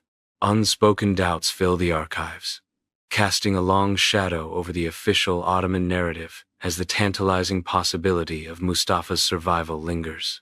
In the mountainous region of Wallachia, a figure stands at a distance, observing the Ottoman border. His features mirror those of Mustafa Çelebi, yet his true identity remains veiled in mystery. The question lingers: is this the true Mustafa Çelebi, or merely another impostor? Murad's reign begins. Empires wait on his young shoulders. Janissaries stand guard, their unwavering presence a stark reminder of the power and responsibility that now rests with the young sultan. Kuzum watches, proud, apprehensive, bathed in soft candlelight. Kusum Sultan stands before young Murad, the ornate walls of the harem casting long, dancing shadows. Her voice drops, urgent and low. The palace walls hold many secrets, Murad, and not all of them are friendly. Trust is a luxury we cannot afford easily within these walls. She continues intently. To survive, you must be strong, but strength alone is not enough. You must be cunning, observant, and always one step ahead of your enemies. Murad listens, his youthful face reflecting the weight of her counsel. I understand, mother. I will heed your warnings. Murad sits at the head of the council chamber, a young man amidst seasoned viziers and military leaders. A heated debate unfolds around him, the air thick with unspoken ambitions and subtle power plays. Murad listens intently, absorbing every word and gesture, his eyes sharp with observation. Steel clashes echo across the battlefield as the Ottoman and Safavid armies collide amidst dust and smoke. Murad, in shining armor, rides at the head of his troops, his sword gleaming as he rallies his men. Murad shouts, "For the glory of the empire, fight with courage." Inspired by Murad's courage, the Ottoman soldiers surge forward, pushing back the Safavid forces with unwavering resolve. Under the dim glow of candlelight, Murad passionately outlines his strategy over a map of Baghdad. His commanders, a blend of experienced and youthful leaders, gather closely, their expressions a mixture of hope and apprehension. Murad's voice cuts through the heavy air. Discipline and precision. These are the keys to our victory.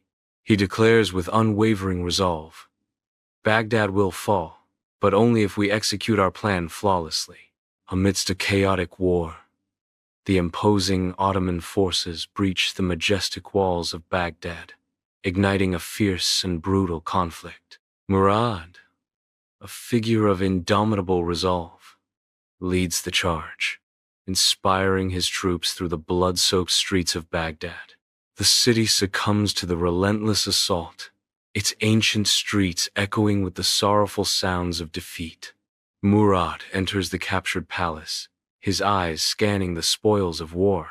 He establishes Ottoman control with orders barked with cold authority. Soldiers move with purpose, enforcing strict measures to maintain order. The victory etches Murad's name in blood and steel, solidifying his legend as a formidable conqueror. Murad returns to Constantinople, greeted by cheering crowds and lavish celebrations. The city erupts in festivity, a hero's welcome masking hidden dangers. Despite the jubilation, Murad remains wary, knowing threats still linger within the palace walls. Sunlight floods the council chamber, illuminating Murad as he stands, his gaze steely amidst the dust-filled air. Council members shift uneasily, their faces etched with curiosity and suspicion as Murad outlines his plans. Murad speaks with fiery passion, his words echoing through the chamber as he vows to eradicate corruption and quell rebellions. Unspoken tension fills the room as powerful factions signal their resistance, the air thick with dissent.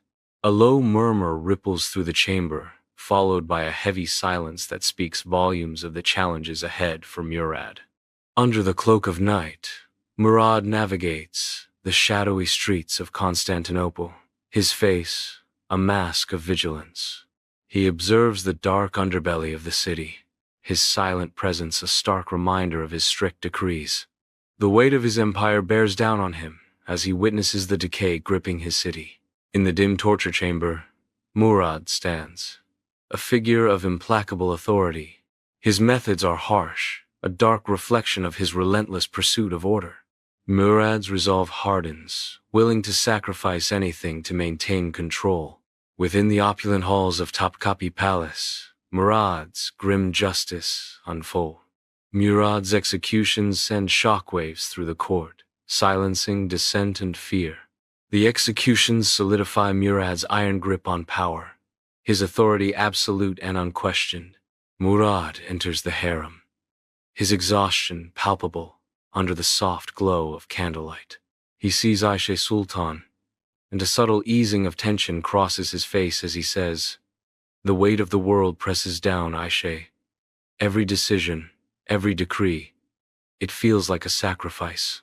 Aisha Sultan turns to Murad, her expression softening as she replies, "I know, my Sultan.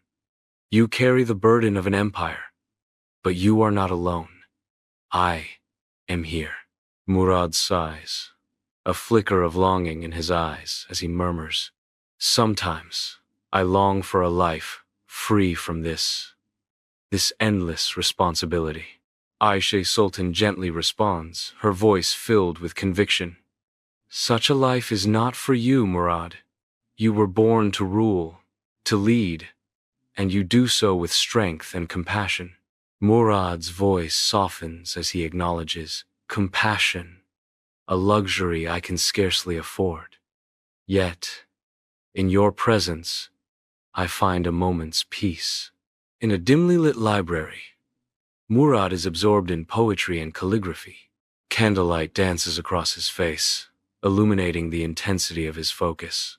Around him, scholars and artists murmur softly, filling the room with intellectual energy.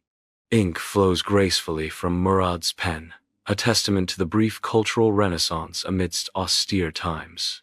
In the dim chambers, Murad's face is a canvas of exhaustion, each line etched deep with regret.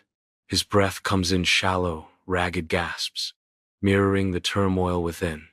Empty goblets scattered across the table bear witness to a night steeped in sorrow. The weight of his choices crushes him. What have I done? What legacy will I leave behind? Murad's reign ends abruptly, plunging the Ottoman Empire into uncertainty. Ibrahim I inherits the throne, shouldering the immense weight of the Ottoman Empire. Murad's legacy remains a point of contention, his actions still scrutinized. The funeral procession for Suleiman the Magnificent winds its way through Topkapi Palace, the air thick with sorrow. A heavy silence blankets the grounds as Selim II is proclaimed the new sultan. Selim's face reveals a mixture of grief and determination, aware of the vast expectations placed upon him. Within the opulent throne room of Topkapi Palace, Selim II is formally enthroned. Beside him, Sokolu Mehmed Pasha remains a steadfast presence. Selim II's voice echoes through the hall as he proclaims, "I promise to uphold the empire's glory." In Selim's private chambers, opulent fabrics glow in the candlelight as Selim II reclines with a goblet of wine. Sokolu Mehmed Pasha stands with grave respect as Selim II admits, "The weight of the world dulls even the sharpest wit." Sokolu Mehmed Pasha responds, "The weight you bear is considerable, Your Majesty. The realm relies on your wisdom." Selim II eyes Sokolu, questioning, "Wisdom, or your steady hand guiding mine?" Sokolu Mehmed Pasha insists, "I merely offer counsel, Your Majesty. The decisions, the glory, are yours alone." Selim II looks at Sokolu, confiding, "But I find solace in knowing I have such a capable advisor." Selim II turns his attention to matters of state. "Tell me, what troubles demand our attention tonight?" Under the relentless sun of Cyprus, Ottoman forces besiege a Venetian fortress, their disciplined ranks a testament to their military might. Lala Mustafa Pasha directs the assault, a figure of authority amidst the chaos.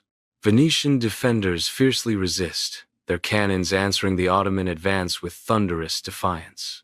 Arrows rain down upon the advancing Ottomans, a desperate attempt to repel the overwhelming force. The air is thick with smoke and the sounds of battle, the fortress a scene of intense conflict. In the heart of Topkapi Palace, Selim and Sokolu stand under the sunlit windows, their voices hushed yet urgent. Sokolu declares with conviction, "Cyprus is the key, Your Majesty. It controls the trade routes of the Mediterranean." Selim's voice cuts through the air. "And our campaign? Is it progressing as planned?" With unwavering resolve, Sokollu replies, "The siege is underway. We anticipate a swift victory, Your Majesty. But securing the island is only the first step. Maintaining control will require vigilance." The Azure Sea transforms into a crimson battlefield as the fleets of the Holy League and the Ottoman Empire collide in a storm of fury. Cannons roar, tearing through wood and flesh, casting splinters and bodies into the smoke-filled air. Don Juan of Austria, a beacon of resolve, rallies his Christian forces with a defiant sweep of his sword. "For Christendom! For glory!" The Christian sailors cry out, "Allah Akbar! Drive them back!" The Ottoman admirals cry out. The Ottoman fleet, once an indomitable force, begins to buckle under the relentless Christian assault. News of the crushing defeat at Lepanto engulfs Selim, his face reflecting utter devastation. Sokollu remains a steadfast presence, a pillar of strength amidst the chaos. Sokollus' voice slices through the silence, a vow of resilience. "We will rebuild the fleet, Your Majesty. Ottoman naval power will be restored."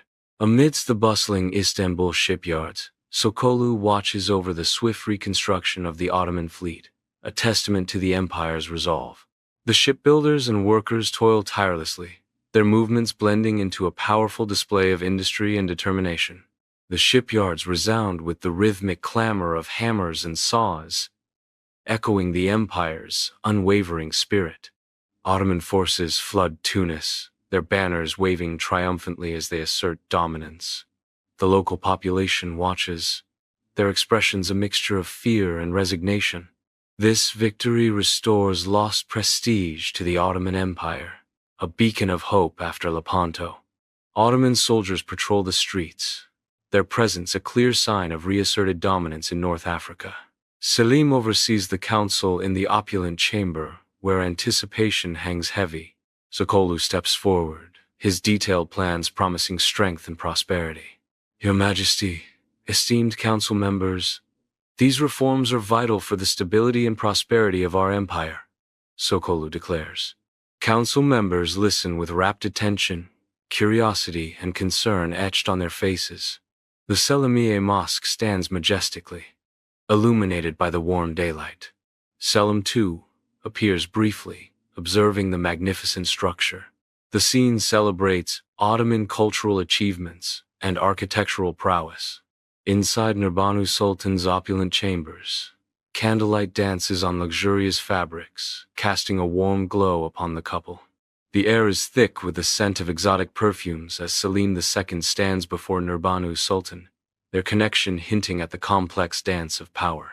Their conversation reveals the complexities of court life and the influence of foreign cultures. Selim ventures into the countryside hunting grounds, his passion for the sport evident. He is surrounded by his entourage in the open fields. The Sultan indulges in leisurely pursuits far removed from the burdens of his office. Sunlight bathes the palace library as Selim sits, absorbed in poetry, seemingly oblivious to the burdens of leadership. Mustafa Ali watches Selim from across the room, a silent judgment passing in his eyes. Mustafa Ali subtly shakes his head, a stark contrast to Selim's father, Suleiman, echoing in his thoughts. Selim stumbles through the opulent bathhouse, his steps faltering on the slick marble. He falls, the sound echoing through the chamber as servants surge forward in alarm. Faces etched with concern, servants rush to his side. In the Hagia Sophia, Selim II is laid to rest, the air heavy with incense and unspoken sorrow. Mourners line the walls, their black attire a stark contrast to the grandeur of the mosque. Religious officials chant prayers, their voices echoing under the silent dome, as the empire braces for change. Murad III prepares to ascend. The empire stands at a crossroads, shadowed by emerging challenges. Ahmed III, the Tulip-era Sultan of Art and Reform. Ottoman Empire History. Step into the vibrant and transformative world of the Ottoman Empire with Ahmed III, the Tulip-era Sultan of art and reform, a captivating 15-minute journey through the 27-year reign of Sultan Ahmed III, who ruled from August 22, 1703, to his abdication on October 1, 1730. Born on December 30, 1673, in Hacıoğlu Pazarcık, Dobruja, to Sultan Mehmed IV, and Gülnüş Sultan, an ethnic Greek originally named Evmenia Voria, Ahmed ascended the throne at 29 following his brother Mustafa II's abdication, inheriting an empire recovering from the War of the Holy League's losses, per Encyclopaedia Britannica. His early reign focused on stabilizing power, particularly by appeasing the powerful janissaries who had elevated him, though his control over them remained limited, as noted in Osman's Dream by Caroline Finkel. Appointing Grand Vizier Chor Lulu Ali Pasha, Ahmed benefited from administrative reforms, including treasury innovations that curbed rival factions and bolstered governance, per Journal of Ottoman Studies.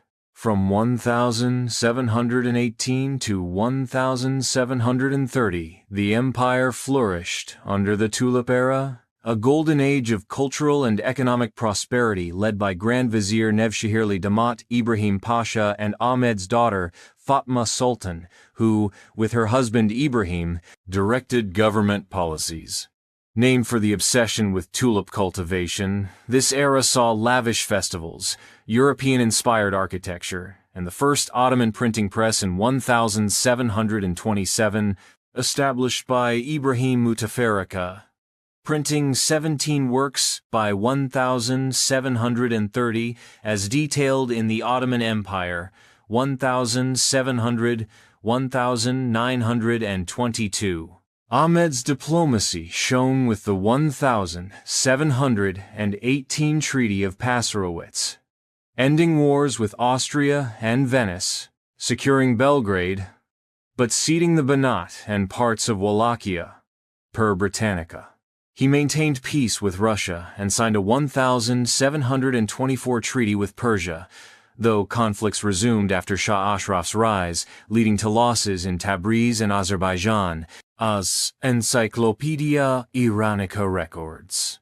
Culturally, Ahmed was a polymath, an accomplished calligrapher trained by Hafez Osman, a poet under the pen name Nekip, and a patron of arts, commissioning illuminated manuscripts and miniature paintings per Topkapi Palace archives.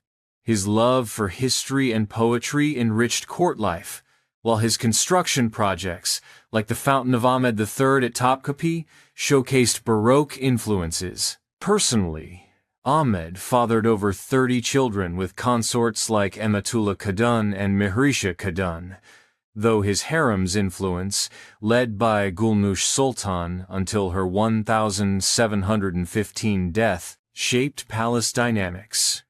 Per Leslie Peirce's The Imperial Harem, his reign faced challenges. The 1703 Edirne incident, a Janissary-led revolt, tested his early rule, and the 1730 Patrona Halil rebellion, sparked by economic discontent and anti-Tulip-era sentiment, forced his abdication in favor of Mahmud I. Exiled to the Cafes, Ahmed died on July 1, 1736, at 62, likely from illness, and was buried in Yeni Valide Mosque, per Hammer Purgstall. His legacy endures in the Tulip era's cultural renaissance and reforms, despite military setbacks and internal unrest, as History Today notes. This video, blending vivid animations, archival visuals, and insights from Daily Saba and Middle Eastern studies, captivates history enthusiasts on MK Innovates AI, offering a deep dive into a sultan's artistic vision and the empire's opulent yet fragile era. Like, subscribe, and hit the bell for more historical epics. Young Ahmed I is crowned Sultan amidst the splendor of Topkapi Palace.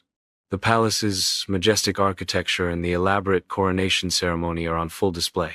On-screen text proclaims, Ahmed I, ascending the throne.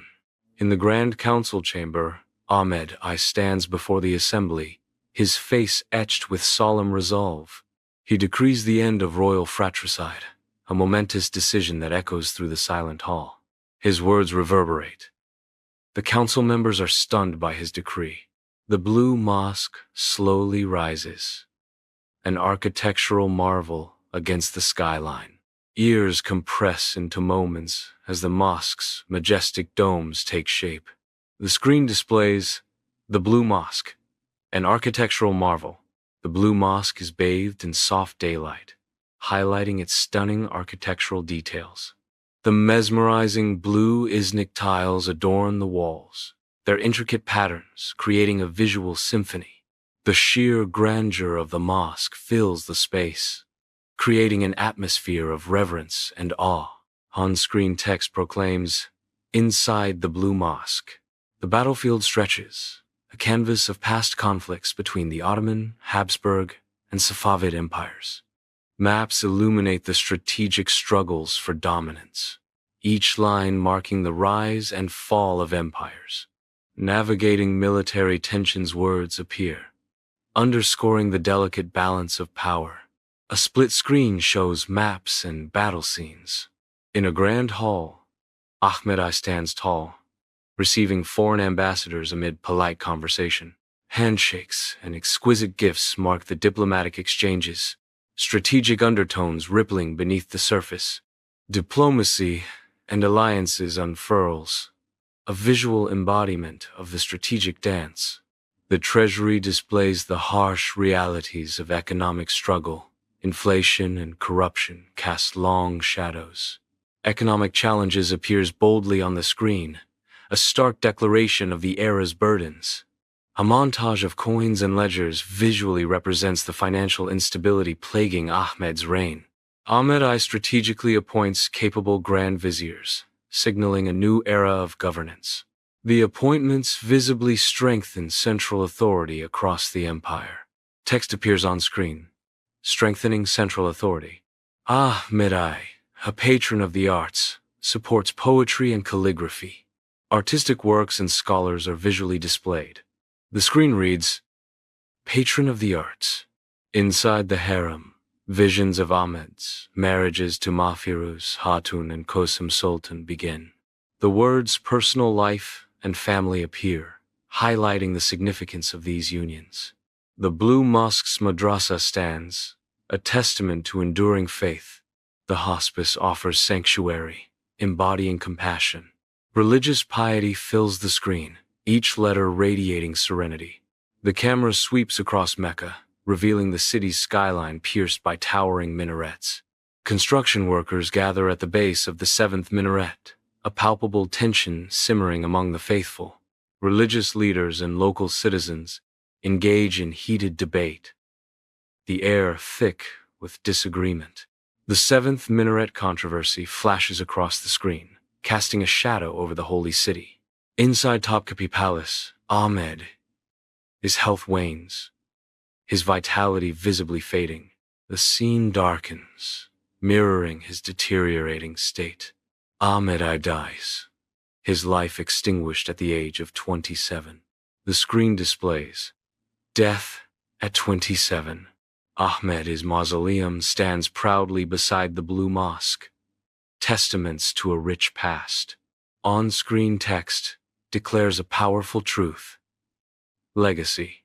A sweeping vista of Istanbul unfolds, where the Blue Mosque stands as a testament to centuries of history. The skyline shows the enduring legacy of Ahmed's reign. As dawn breaks, the skyline of Edirne is unveiled, the Selimiye Mosque grandly claiming its place against the awakening sky. Selimiye Mosque, Mimar Sinan's Ottoman masterpiece, a testament to architectural genius. A drone circles above, revealing the majestic Selimiye Mosque in its full glory. Words materialize, revealing its history. Commissioned by Sultan Selim II. Designed by Mimar Sinan. The ablution fountain stands prominently in the colonnaded courtyard. The text appears, located in Edirne, the Ottoman capital before Istanbul. The camera sweeps across the immense prayer hall, a testament to architectural grandeur beneath its central dome. Sinan's crowning achievement appears, a bold declaration of artistic triumph. The dome's interior unfolds, revealing arabesques and Quranic verses in a symphony of light, space, and artistry.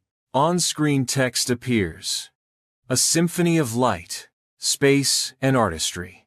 A symphony of colors and patterns unfolds across the walls, as over 30 Islamic tiles dazzle in vibrant blue, red, and green. The mihrab stands, a stark white beacon, its alignment a silent devotion to Mecca.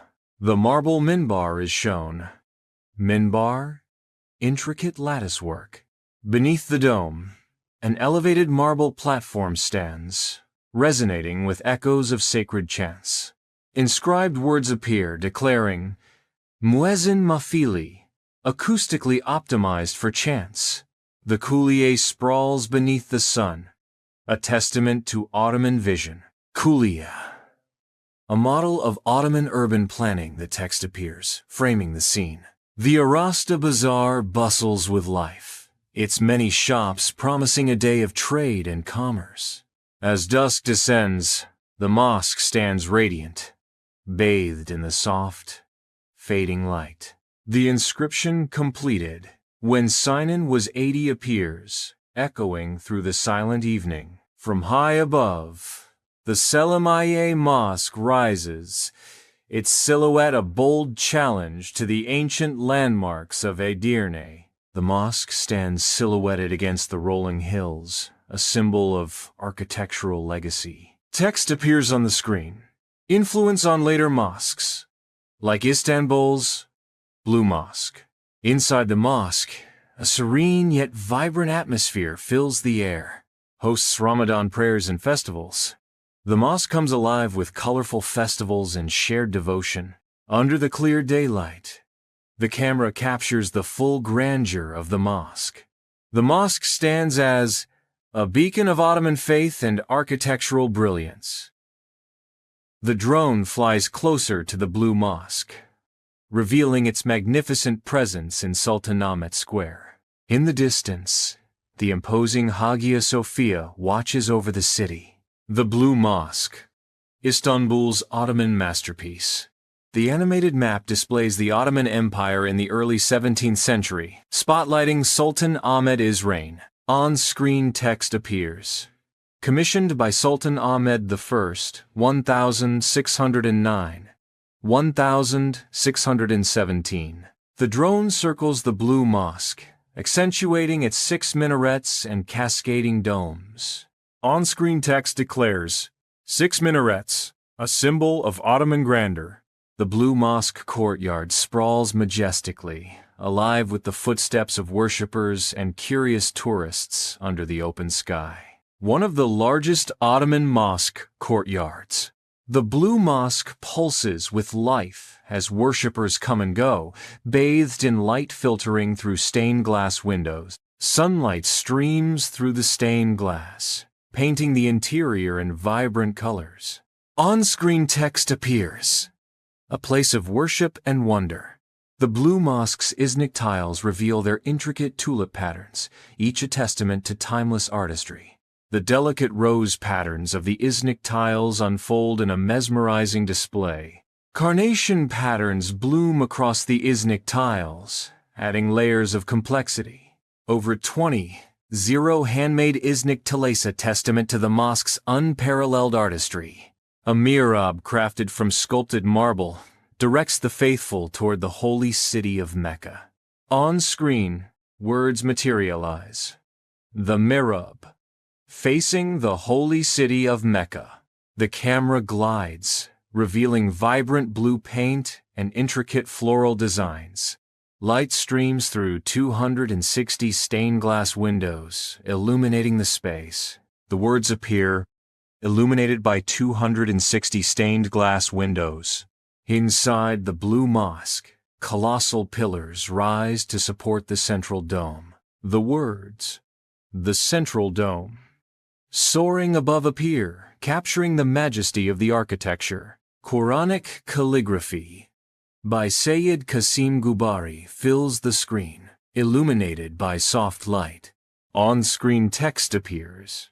Quranic calligraphy, divine inspiration. Inside the Blue Mosque, magnificent chandeliers dangle, each holding an unusual charm. Each chandelier is decorated with ostrich eggs, an ancient method to ward off spiders.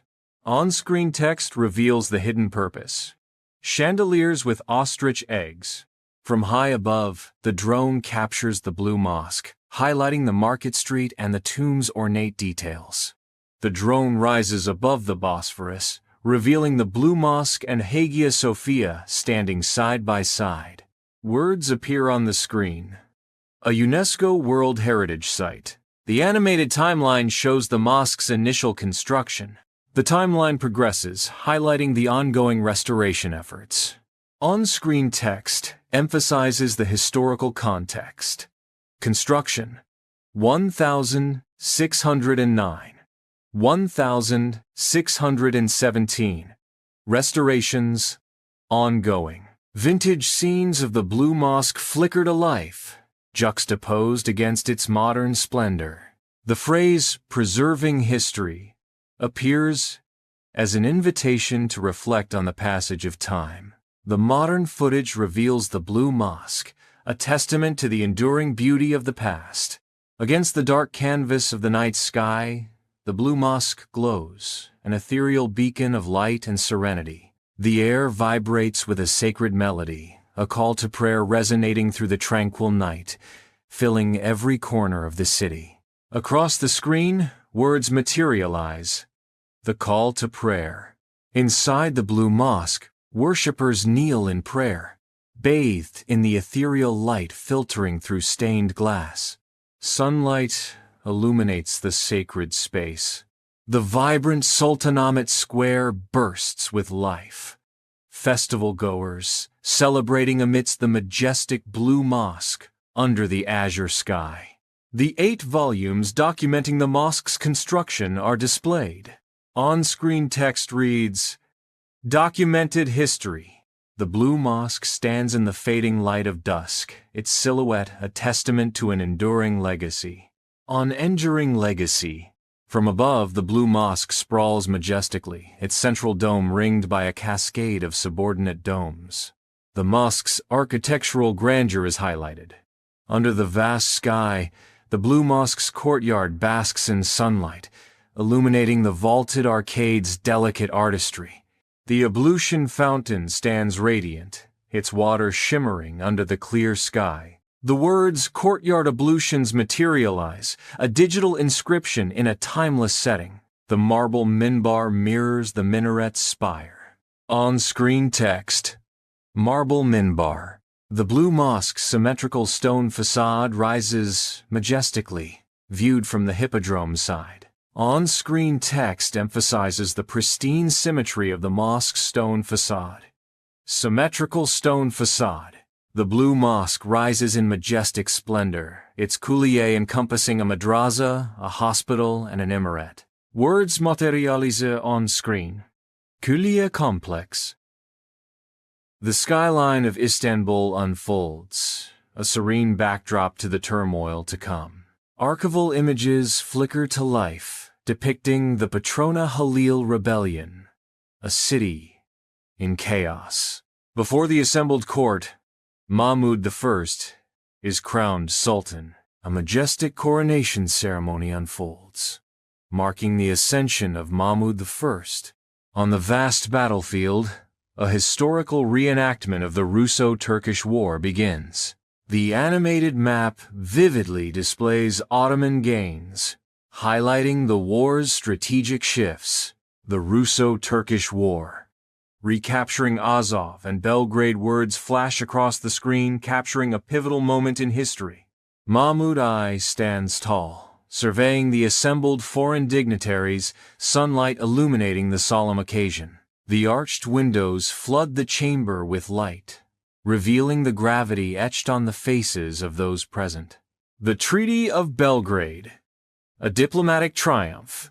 The signing of the Treaty of Belgrade commences in the Grand Chamber. An animated map showcases Mahmud's relentless campaigns against Persia, visually charting the expansion of Ottoman influence. Inside Topkapi Palace, Mahmud I sits on his throne, a figure of authority amidst the splendor. With sweeping gestures, Mahmud I delegates governance to his viziers, entrusting them with the empire's fate. Hekimolu Ali Pasha spearheads the modernization of the navy, ushering in a new era of maritime power. On-screen text proclaims, "Delegation of power, viziers and reforms." Bathed in sunlight, Mahmud I sits at his desk, quill in hand, lost in the art of poetry. Towering bookshelves surround him, filled with parchment scrolls bearing his elegant verses. Reveal examples of his poetic mastery, penned under the name Sebkati. On-screen text proclaims, "The Poetic Sultan, Mahmud I as Sebkati." Under the radiant sun, the Çağlıoğlu bath showcases its majestic architecture, its intricate details shimmering. Words materialize across the screen. Patron of the arts. Architectural contributions. The Hagia Sophia gleams anew, showcasing Mahmud's dedication to its restoration. The marble mihrab stands as a testament to religious patronage. The calligraphy studio is filled with light, where illuminated manuscripts adorn the walls, each detail meticulously crafted. Calligraphers work silently at their desks, their movements precise as they bring ancient texts to life. Mahmud stands among the artists, his presence a quiet affirmation of their craft. On screen, a message appears. Cultural enrichment. Supporting the arts. The grand hall stands in shadows. Mosaics whisper of secrets, and a ruler treads cautiously. A cautious ruler, banning Freemasonry. The scene unfolds within the harem, a world of subtle influences under Saliha Sultan's gaze. On-screen text appears. The Imperial Harem. Subtle influences. Mahmud I sits in the splendor of Topkapi Palace, his gaze sharp as he meets with Koze Bahir Mustafa Pasha. A screen displays trusted advisors, the role of viziers illuminating their critical partnership. Mahmud I winces, his face a canvas of chronic pain. Words materialize, revealing the Sultan's hidden struggles, health challenges, the Sultan's ailments. In the heart of the mosque, Mahmud I collapses during Friday prayers the end of a reign at Topkapi Palace. The final resting place. Mahmud's tomb, adorned with intricate Iznik tiles. The reorganized provincial governance of Istanbul unfolds. The battlefield stretches out, a canvas of chaos where the unease among the Janissaries is almost a tangible presence. Across the scene, stark words appear, looming over the turmoil. Challenges ahead. Janissary unrest.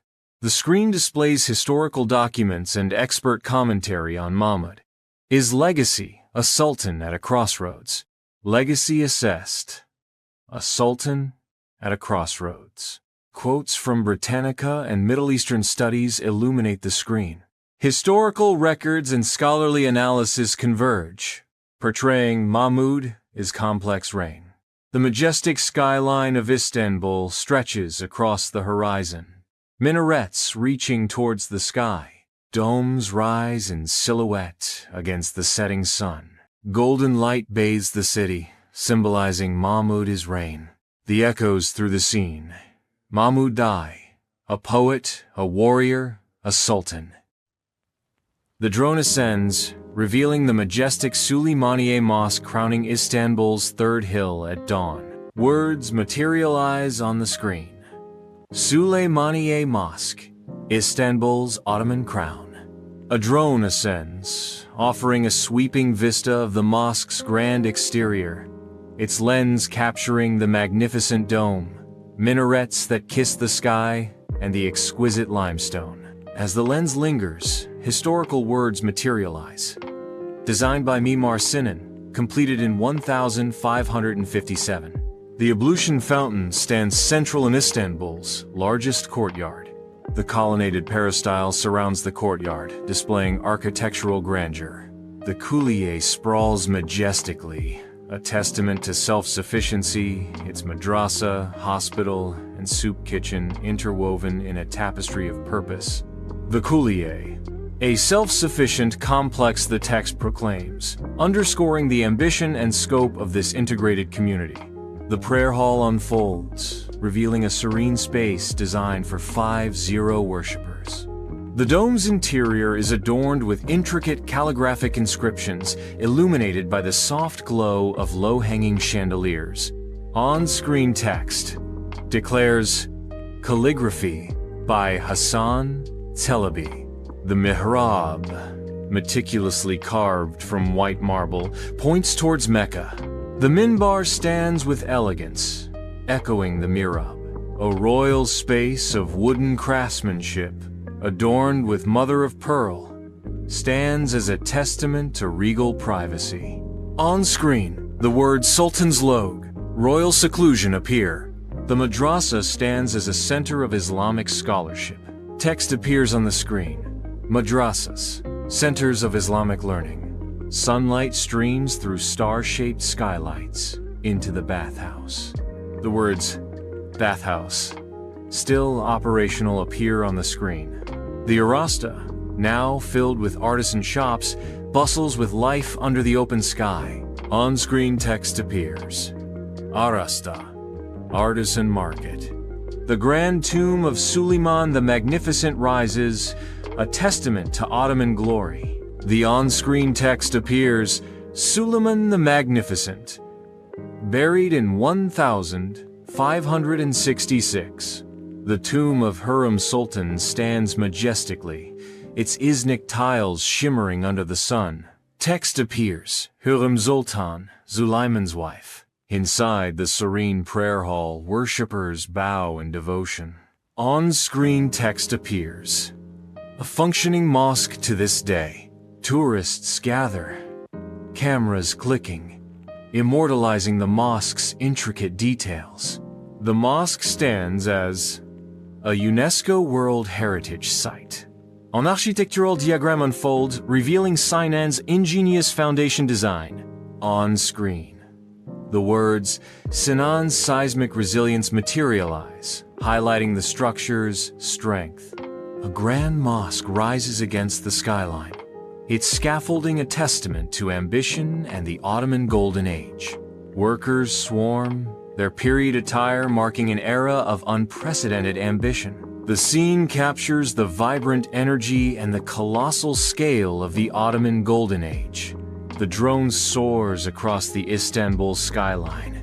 Two ancient giants face each other. On-screen text appears, rivaling the Hagia Sophia.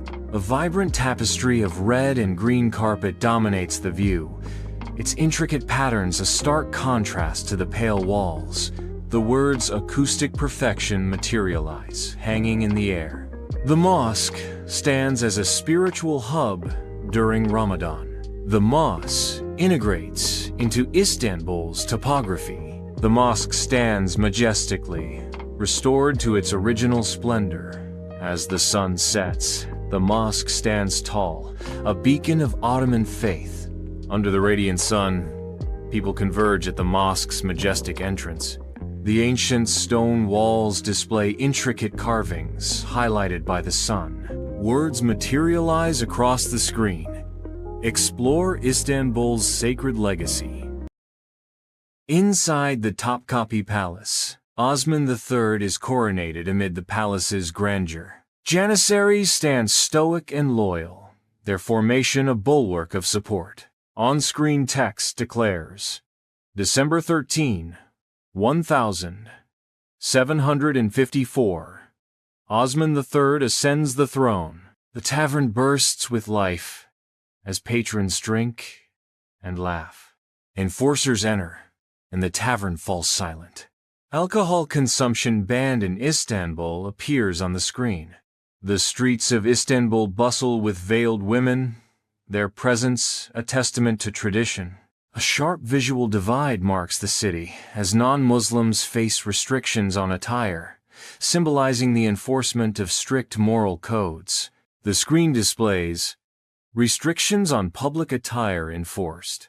Koka Raghup Pasha stands tall, appointed to navigate the turbulent waters of financial crisis. The Istanbul market awakens under the sun, merchants vying for attention amidst a sea of customers. The once dominant janissaries fade into the background, their power diminished under new laws. A sense of order descends upon the market, a stark contrast to the chaos of the past. Janissaries' influence curbed appears for all to behold. The city's resilience rises from the ashes of the 1756 fire. The city rebuilds itself with new fire safety reforms. On-screen text appears. Fire safety reforms introduced. Fortifications rise defiantly against the horizon, a bulwark against the Russian menace. Military personnel move with purpose, fortifying defenses. On-screen text declares, Black Sea fortifications strengthened. In the palace chambers, Osman sits absorbed in ancient Islamic texts, his brow furrowed in deep concentration. His hands gently turn the aged pages, revealing his devotion and profound focus on religious matters. The Nur Osmaniye Mosque stands majestically, illuminated by the warm light of day. Details of the restoration highlight the mosque's intricate beauty. On-screen text proclaims, Restoration of Nur Osmaniye Mosque completed. The Topkapi Palace stands in stark austerity, a testament to Osman's disciplined court. An on-screen text appears declaring, Limited harem influence in Osman's court. Osman lies motionless on the mattress, his breath shallow, his body weakened by years in the cage. His gaunt face and sunken eyes speak of years of suffering. His trembling hand reaches for the chipped clay cup, a desperate attempt to quench his thirst. Inside the Yeni Valide Mosque, the modest tomb of Osman III stands as a testament to simplicity. The words Osman III buried in Yeni Valide Mosque appear, illuminating the scene. Topkapi Palace stands tall, a symbol of Ottoman power and history. The palace, once the epicenter of Ottoman rule, now echoes with the whispers of sultans and empires. On-screen text declares, Topkapi Palace, center of Ottoman power. The city of Istanbul bustles with daily life, its markets overflowing with activity. The screen displays 18th century Istanbul, a city in transition. Amidst the solemn silence of the historical archive, maps and documents related to Osman III's reign are spread across the tables, each artifact whispering tales of a bygone era. The light reflects off the on-screen text. Archival records, documenting Osman III's reign. Istanbul sprawls under the sun, an intricate blend of the modern world and echoes of a storied past. Osman III's legacy, a foundation for the future. The drone sweeps over Bursa, revealing the mosque's central role among bustling markets. Bursa, cradle of the Ottoman Empire, appears on screen. The camera captures the mosque's grand rectangular stone facade, highlighting its architectural precision. The lens rises to reveal the 20 domes and 2 minarets that pierce the sky. Text appears, declaring Ulu Kami, a masterpiece of early Ottoman architecture. The mosque's interior reveals the intricate calligraphy gracing the walls, the precise shadurvan at its heart, and the ornate mihrab. Soft light bathes the scene, enhancing the serene and spiritual atmosphere. The Calligraphy Museum, 192 Inscriptions by Ottoman Masters appears on screen. The walnut pulpit stands as a testament to history, its intricate reliefs depicting the solar system and Milky Way. The screen displays Hacı Mehmet B. Abdülaziz el-Dükki's pulpit, a blend of Seljuk and Ottoman artistry. A vibrant animated map fills the screen, chronicling the sweeping conquests of the Ottoman Empire under Bayezid I. The animation intensifies, culminating in the dramatic Battle of Nicopolis. Bold text appears, branding him, Bayezid I, the Thunderbolt Sultan. On a vast field, a reenactment unfolds, capturing the fierce triumph of Bayezid I over the Crusader coalition at the Battle of Nicopolis. The reenactment highlights the overwhelming scale and intensity of the clash, a vivid echo of history's brutal dance. A stark declaration appears. The Battle of Nicopolis, a triumph celebrated in stone. Behind glass, the Kaaba door curtain, gifted by Selim I, is displayed. On-screen text appears. A gift from Selim I. The Kaaba door curtain. Inside the Grand Mosque, worshippers gather around the central fountain, preparing for prayer. The fountain stands as a focal point, its water reflecting the solemnity of the space. On-screen text appears. Central ablution fountain. A majestic western minaret pierces the sky, its marble base whispering tales of Bayezid's era. The Grand Mosque stands in majestic splendor, its eastern minaret piercing the sky. Across the screen, words materialize, revealing a historical note, Eastern Minaret, possibly built by Mehmed I. Sunlight floods through stained glass, illuminating the Grand Mosque. Ottoman Baroque floral paintings adorn the walls. 19th century Ottoman Baroque-style floral paintings appear on screen. A sprawling animated timeline unfolds across the screen, revealing the tumultuous history of the mosque. The screen flashes with images of Timur's devastating invasion in 1402, a dark chapter etched in time. The earth cracks and groans as the catastrophic earthquake of 1855 shakes the very foundations of the mosque. The screen declares, Trials and Tribulations, Surviving the Test of Time. The Shengul Hammam stands transformed into a silversmith's bazaar, its history etched in stone. On-screen text appears. Shengul Hammam. From bathhouse to bazaar. The silk market sprawls, seamlessly blending with Bursa's ancient heart. Words flash across the screen. Koza, Han, Silk, Bazaar. A hub of commerce and culture. Sunlight streams through the stained glass windows into the Grand Mosque, illuminating the scene. A local historian sits in quiet contemplation. Words appear on screen. A place of faith. Spiritual significance. The Grand Mosque stands majestically as the sun begins to set, a testament to faith and art. The sky fills with the colors of dusk, framing the timeless architecture of the Bursa Grand Mosque. Bursa Grand Mosque. A legacy of faith and art. Words appear, honoring the mosque's significance. A sweeping panorama reveals the desolate battlefield of Kosovo, the air heavy with death and decay. The silence is broken by the appearance of a title card. 1389. The Ascension of Bayezid. Bayezid receives news of his father's death, his face hardening with a blend of grief and newfound resolve. He understands the weight of the empire now rests on his shoulders. Bayezid stands in command, his order sealing his brother's doom. Across the screen, stark words appear. Securing the throne. The reenactment unfolds, each moment highlighting the brutal price of power.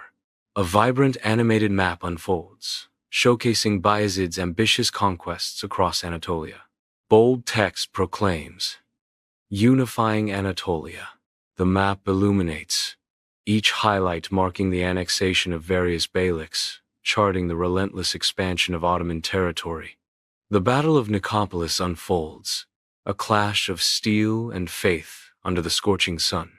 Ottoman forces surge, driving back the Crusader coalition in a maelstrom of conflict. In the heart of the battle, the Ottoman army secures a resounding victory. Constantinople stands defiant as siege looms. On-screen words appear: "The Siege of Constantinople."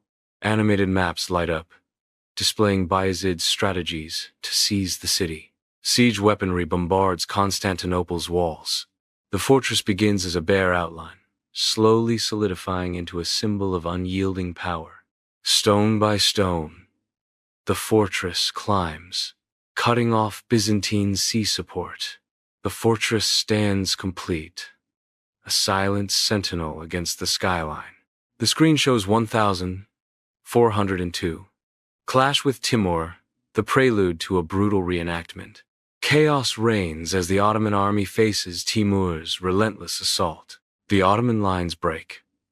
Timur's forces overwhelm the battlefield. The stark reality of capture and captivity flashes across the screen, marking Bayezid's fall. Bayezid is kneeling before Timur. The relentless sun beats down on Akshahir, casting long shadows over the land. Bayezid lies on a cot, his face etched with the trials of captivity. 1403. Death in captivity, the stark words appear, sealing Bayezid's fate. The air hangs heavy with unspoken theory-stillness. Poison, despair dance around Bayezid's final breath. The animated map vividly displays the Ottoman Empire in chaos. The text on screen reads, "The Ottoman Interregnum."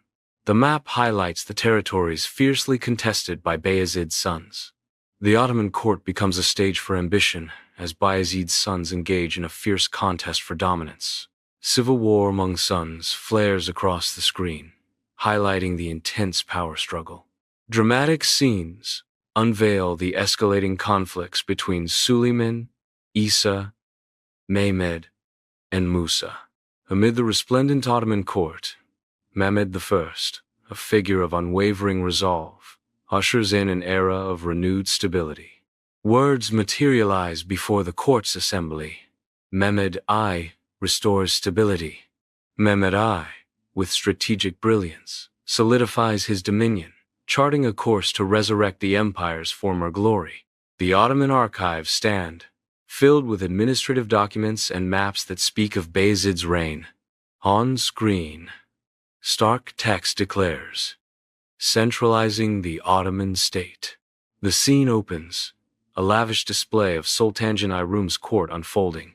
The on-screen text, "Sultanganti appears, marking the scene. The opulence unfolds, every detail of Bayezid's court gleaming with wealth. Bursa unfolds with its majestic mosques and devoted Islamic theologians, a panorama of deep-rooted faith. The words "religious devotion" appear, highlighting the city's spiritual heart. Bayezid immerses himself in religious spaces, seeking wisdom and enlightenment from religious scholars. He engages in profound contemplation and discussions, delving into the depths of Islamic theology. The final scene unfolds, revealing the future expansion of the Ottoman Empire. On-screen text appears, "Legacy of the Thunderbolt." A sweeping view emphasizes Bayezid's lasting impact on the empire. Murad III's coronation. Vibrant screen! Animated figures move with regal purpose, their vibrant robes swirling in a dance of power and tradition. The animation vividly captures the opulence of the Ottoman court, immersing viewers in a world of silk, gold, and timeless ceremony. The animated map materializes, revealing Ottoman military campaigns against the Safavids. On-screen text boldly declares, "Conquest in the Caucasus." Animated battles rage across the map, showing territorial expansion and key victories. Sunlight floods the Grand Hall, alive with the soft rustle of silk and hushed diplomatic whispers. Correspondence between Murad III and Queen Elizabeth I sparks a flurry of activity, hinting at a significant alliance. Alliance with England flashes on the screen, underscoring the significance of the unfolding events. Animated depictions showcase ornate letters exchanged and detailed trade agreements signed, cementing the alliance. The bustling Istanbul marketplace is fraught with economic turmoil. On-screen text declares, "Economic turmoil. Rising prices ignite unrest among the Janissaries. The harem basks in sunlight, its opulence a testament to its sway over Ottoman politics." Words materialize before us, harem politics. The story of Safiye Sultan begins to unfold.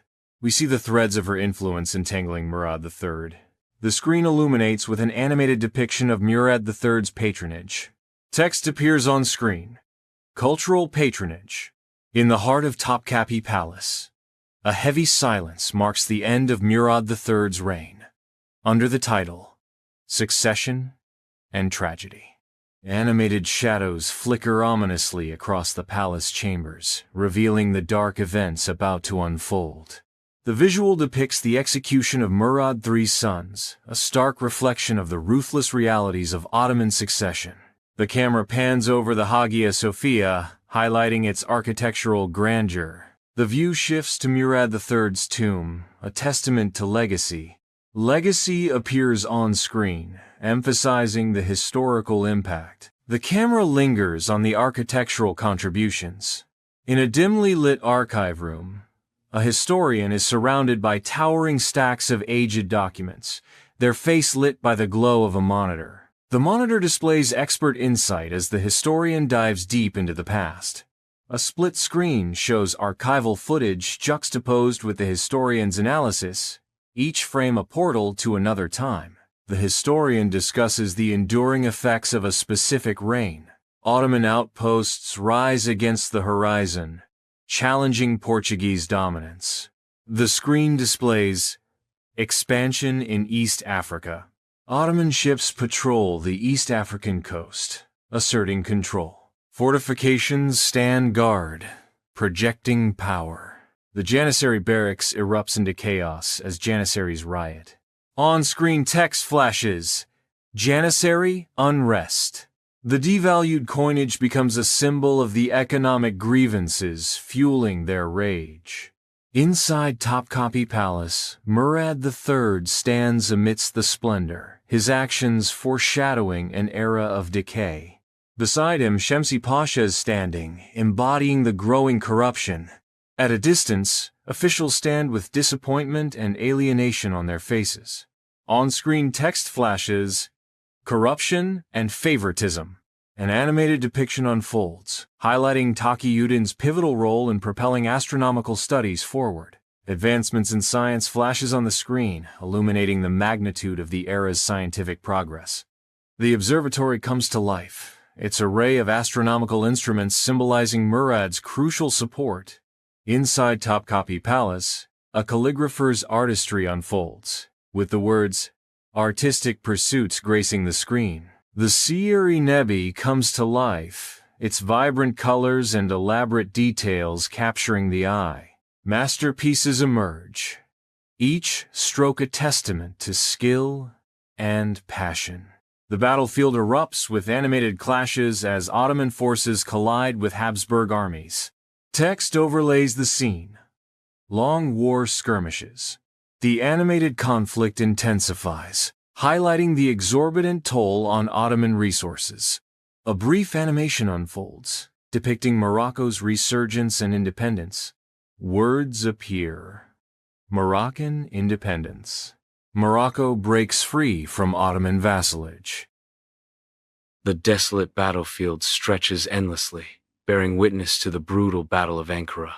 Amidst the destruction, Ottoman soldiers lie scattered, some lifeless, others captured, their defeat palpable. Bayezid I is led away, his capture symbolizing the empire's fall. The air hangs heavy with defeat, a somber testament to lost glory. Inside Timur's opulent tent, silks and carpets create a stark contrast to Bayezid I, bound and humiliated. The air is thick with unspoken tension as Timur declares, "My ambition stretches further than you can imagine, Bayezid. Your empire was but a stepping stone." Timur's voice echoes, You brought instability to the Ottoman Empire and challenged my reign. Usa Chalabi, regal in attire, ascends a platform, ready to seize power. With a gesture, he commands silence from the crowd, his declaration hanging heavy in the air. I declare myself Sultan. I vow to restore the empire's glory to its former heights. Isa sits on the throne, projecting authority. His gaze sweeps across the assembled court, yet unease lingers.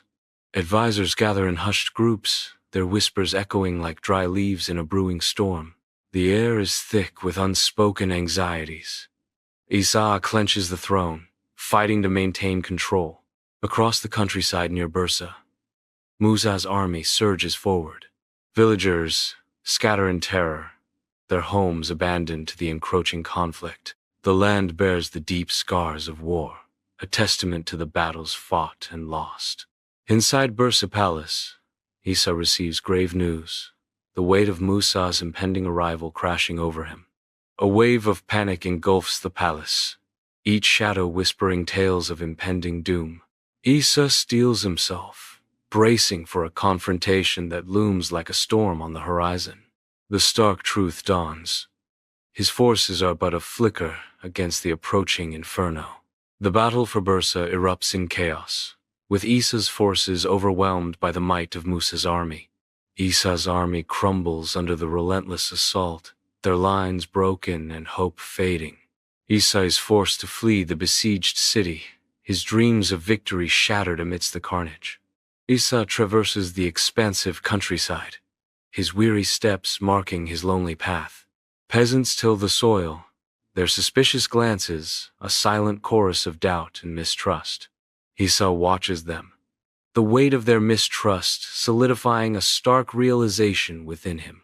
My support. It's fading. Dim light fills the tavern, casting shadows that dance with unspoken fears around Isa and his loyalists. We are running out of time. Our options are dwindling, Isa says, his voice heavy with the weight of their predicament. What can we do? We are outnumbered and outmaneuvered, Loyalist one says, the words echoing the despair in the room. Loyalist. Two whispers a chilling suspicion. I heard whispers. Someone among us is feeding information to the enemy. Isa's gaze hardens. Betrayal is a bitter pill to swallow, but we must remain vigilant. Trust no one implicitly. In the forest, Isa is caught off guard as Mehmed's forces suddenly appear. A fierce battle erupts, the clash of steel echoing through the trees.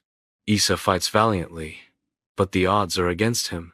Wounded and outnumbered, Isa makes a desperate escape. Isa stumbles into the hidden hut, seeking shelter from the unforgiving night. An old woman gently tends to Isa's wounds, her touch a soothing balm in the dimly lit hut. Isa stares into the flickering candlelight, his eyes reflecting a haunting blend of pain and regret. Isa reflects on his shattered ambitions. The throne he craved, the power he sought, now seem like distant, unattainable dreams. Isa realizes the cost of power has left him broken, wounded, and alone. Isa enters Eskişehir, veiled in disguise, a commoner blending with the crowd. His eyes search the vibrant marketplace, every detail noted, every whisper heard. He seeks information about Mehmed's movements. Isa unwinds in the steaming public bath, oblivious to the looming threat. Mehmed's assassins materialize from the shadows, their presence a chilling omen. The serenity of the bathhouse is shattered as a fierce battle erupts. Despite his valiant efforts, Isa is overwhelmed by the relentless assault. Tragedy strikes as Isa succumbs to his fate, his life extinguished in the public bath. Mehmed's soldiers display Isa's head. The public watches, signaling the end of Isa's rebellion. Isa's remains are interred beside his father, marking the end of his ill-fated reign. A somber ceremony fills the Bayezid I Mosque. Mehmed I enters Bursa, the new sultan, with a mix of triumph and resolve etched on his face. Bursa erupts in celebration, a vibrant display of loyalty and hope. Yet, beneath the surface, the city bears the deep wounds of the interregnum, a stark reminder of past turmoil. The scars serve as a silent testament to the challenges ahead, as Mehmed I prepares to reunite the shattered empire. A sweeping drone shot captures Istanbul's skyline, revealing the Hagia Sophia as a bridge through time. The Hagia Sophia rises majestically, its domes and minarets etched against the sky, a testament to human ingenuity. Architectural marvel at the crossroads of civilizations. A digital cityscape emerges, showcasing the construction of the Cathedral of Constantinople in 537 CE. The skyline is dominated by the rising cathedral, symbolizing ambition. Text appears, marking the era. Cathedral of Constantinople, 537 CE. Inside the Hagia Sophia, a Byzantine religious ceremony unfolds, the mosaics shimmering under the golden light. The cathedral's vast interior echoes with chants, the air thick with incense and reverence. Byzantine Splendora text overlay captures the essence of the era's grandeur. The hallowed halls of Hagia Sophia echo with history, showcasing the intricate details of Byzantine art. A testament to Byzantine art, animation unfolds, depicting the Ottoman conquest of Constantinople in 1453. The cathedral transforms into a mosque as on-screen text appears. From cathedral to mosque, 1453. The mihrab stands prominently, guiding hearts toward Mecca. The minbar, adorned with carvings, stands nearby, a testament to centuries of devotion. Ottoman calligraphy adorns the walls, echoing the building's Islamic heritage. Inside the Hagia Sophia, Christian mosaics and Islamic calligraphy intertwine, a testament to a rich, shared history. A synthesis of faiths. Animation shows Mustafa Kemal Ataturk overseeing the transformation of Hagia Sophia into a museum in 1935. The animated text appears boldly. Hagia Sophia Museum, 1935. The Hagia Sophia stands in silent grandeur, its mosaics gleaming under the soft light of preservation. Each artifact whispers tales of emperors and artisans as the echoes, preserving history. Sunlight floods through the ancient windows of Hagia Sophia, revealing Viking runes etched by mercenaries. Echoes of the past shimmer in the light. Animation shows the historic transformation of Hagia Sophia back into a mosque in 2020. On-screen text boldly declares, Reconversion to Mosque, 2020. Inside the Hagia Sophia, worshippers gather for prayer. A title appears, A Place of Worship. The faithful engage in prayer. Tourists stroll through the upper gallery, their voices whispering through history. Protective screens stand as silent guardians, sheltering ancient mosaics from the touch of time. On screen, words materialize. Cultural heritage. The Hagia Sophia stands majestically, with the blue mosque in the distance. On-screen text appears. Istanbul's iconic landmarks. The dome of Hagia Sophia soars, a testament to architectural innovation. On-screen text proclaims architectural innovation. The Desis mosaic, a 13th century masterpiece, fills the screen. Text appears on the screen. Artistic masterpieces. Night descends on Istanbul, with the Hagia Sophia illuminated, piercing the darkness. The text appears declaring, a beacon of faith and history. Marble walls and green columns fill the Hagia Sophia. Sourced from Thessaly and Tunisia appears. The upper gallery of the Hagia Sophia unfolds, revealing the path to the Desis mosaic. Words appear. Home to the Desis mosaic. The drone ascends, capturing the vast expanse of the Golden Horn under the radiant sun, dominating the skyline. Hagia Sophia stands tall, its magnificent dome reflecting centuries of history and splendor. Adjacent to it, Topkapi Palace whispers tales of sultans and empires. As dusk descends, the Bosporus reveals its iconic silhouette against the backdrop of the city's minarets. On-screen text declares, "Iconic silhouette." Inside the Hagia Sophia, carpets adorn the floor, symbols of enduring devotion and constant renewal. The towering arches echo with the silent claim, "A place of continuous worship." Inside the Hagia Sophia, chandeliers hang with ostrich eggs, casting light. On-screen text appears, illuminating history. Istanbul sprawls beneath the drone's gaze, the Hagia Sophia, a majestic crown upon the city. The words appear, urging viewers to join a journey through Islamic heritage. Ahmed. Embark on a mesmerizing journey through the Ottoman Empire with Ahmed I, the Blue Mosque's Sultan who ended fratricide.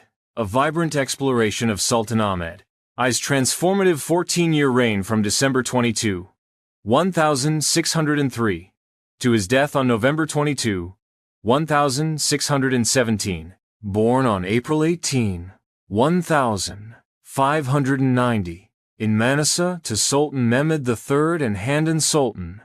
Ahmed ascended the throne at just 13, inheriting an empire grappling with the long Turkish War and internal unrest.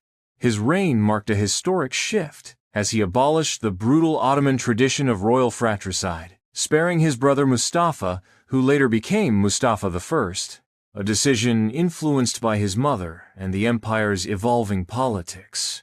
As noted by historian Baki Tezcan, this humane act set a precedent for future sultans, reshaping Ottoman succession.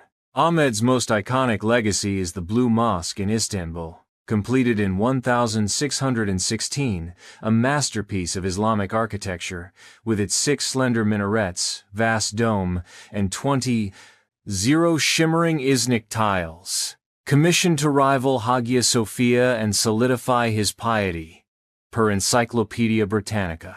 Designed by architect Sedefkar Mehmed Aga, it remains a UNESCO World Heritage Site and Turkey's cultural jewel. Militarily, Ahmed faced challenges. The long Turkish War ended with the 1606 Treaty of Zsitvatarok, a stalemate with the Habsburgs that halted Ottoman expansion in Europe, per the Cambridge History of Turkey. In the east, he resumed wars against the Safavids, losing Tabriz in 1605, but regaining Baghdad by 1612, though campaigns strained the treasury, as Osmanlı Araştırmaları details. Domestically, Ahmed quelled the Jalali rebellions in Anatolia, deploying Grand Vizier Kuyuku Murad Pasha to crush insurgents with ruthless efficiency, executing thousands by 1610, per Journal of Ottoman Studies. Diplomatically, he maintained ties with England, continuing Murad III's trade agreements, and sent envoys to the Dutch Republic, fostering commercial links, as recorded in State Papers Foreign. A devout Sunni, Ahmed was a poet and scholar, penning verses under the pseudonym Bati and patronizing calligraphers, while his court supported miniaturists, producing works like the Silsilaname, per Topkapi Palace archives. His harem, led by Kösem Sultan, one of the most influential women in Ottoman history, bore him 13 children, including future sultans Osman II and Murad IV. Ahmed's personal life was marked by devotion to his faith. He banned alcohol in Istanbul and restored religious endowments, though his youth and reliance on viziers drew criticism from chroniclers like Mustafa Safi. Health-wise, Ahmed battled smallpox in 1612 and died at 27. likely from typhus or gastritis in Topkapi Palace, as Hammer Purgstall suggests, leaving the throne to Mustafa I. Buried in a mausoleum beside the Blue Mosque, his tomb reflects his legacy of piety and grandeur. Despite fiscal strains and military setbacks, Ahmed's reign stabilized the empire, with his architectural and humanitarian contributions enduring, as History Today notes. This 15-minute video, enriched with stunning visuals of the Blue Mosque, archival maps, and insights from Britannica and Middle Eastern studies, captivates history lovers, offering a deep dive into a young sultan's vision, from ending fratricide to crafting an architectural marvel. Like, subscribe, and hit the bell for more Ottoman epics. The battlefield roars, with Ottoman soldiers surging forward, their resolve unyielding. Animated maps vividly illustrate the sweeping expansion of the Ottoman Empire under Suleiman's command. The screen boldly declares, Suleiman the Conqueror. Suleiman presides over a court session, his presence commanding respect. Legal documents and decrees are displayed, symbols of his authority. Kanuni. The lawgiver appears, underscoring his legacy. Suleiman delivers a judgment, his expression unwavering. The Suleymaniye Mosque rises in majestic splendor, its architectural details rendered in breathtaking clarity. On-screen text proclaims, architectural marvels. Time unfolds before our eyes, revealing the mosque's construction in a mesmerizing dance of stone and light. A poet sits, pen in hand, ready to capture the soul of the place. Inside the imperial workshop, artisans labor over delicate tiles and manuscripts, their dedication breathing life into cultural treasures. The camera reveals the exquisite details of calligraphy and miniature paintings, each stroke a testament to artistic mastery. Cultural patronage appears on screen, illuminating the workshop's commitment to preserving and celebrating the empire's rich heritage. Hurrem Sultan offers counsel to Suleiman, their exchange highlighting their profound connection and her sway. The on-screen text emphasizes Hurrem Sultan's significant role. Hurrem Sultan, the influential wife. Their faces draw closer, capturing the intensity of their intimate dialogue. The scene dissolves into a detailed map of Europe, symbolizing the vast reach of their empire. The Ottoman army surrounds Vienna, marking the limits of conquest. The siege showcases the vastness of the Ottoman ambition. A sweeping view of the Suleymaniye Mosque shows Suleiman's lasting impact on the city. Istanbul's skyline stretches out, showcasing the mosque's place in its timeless story. Suleiman, enduring legacy. In the courtroom, a reenactment unfolds, showcasing Suleiman enacting pivotal legal reforms. On-screen text declares, reforming laws. The camera intensely focuses on the intricate details of the legal documents. Animated graphics illuminate the strategic Ottoman trade routes, vital for prosperity. Bold text declares, securing trade routes. Ships sail across the Mediterranean, their sails full and proud, symbolizing Ottoman power. In a grand hall, Suleiman leads a formal meeting with foreign dignitaries, under a banner that proclaims diplomatic finesse. Tension hangs heavy in the air as the ambassadors listen intently, each gesture measured and deliberate. The room's ornate decor reflects Suleiman's authority. Within the dimly lit palace, shadows dance ominously, the air heavy with dread. The weight of Suleiman's darker reign permeates the scene. The price of power looms, a stark reminder etched in light. The battlefield explodes in chaos, a maelstrom of flashing steel and desperate cries. Early conquests blazes across the screen, marking Suleiman's relentless rise. Amidst the carnage, Suleiman leads his troops, his presence a beacon of unwavering command. Suleiman sits at a grand desk, completely absorbed in reading and writing poetry. A title card appears on screen, the poet Sultan. The quill scratches softly against the parchment as Suleiman meticulously writes. Under Suleiman, Istanbul bursts with cultural and economic life, marking the Golden Age. Streets teem with vibrant activity, reflecting the era's prosperity and dynamism. The city pulses with life, showcasing Suleiman's transformative impact. The palace hall is filled with a vibrant mix of cultures and faiths, a tapestry of unity and respect. The screen displays the message, religious tolerance. Diverse communities thrive, their faces reflecting joy and mutual respect. Under Apoleshkiin Sigetvar, Suleiman's final campaign unfolds. In a moment heavy with history, Suleiman dies. The screen displays the end of an era.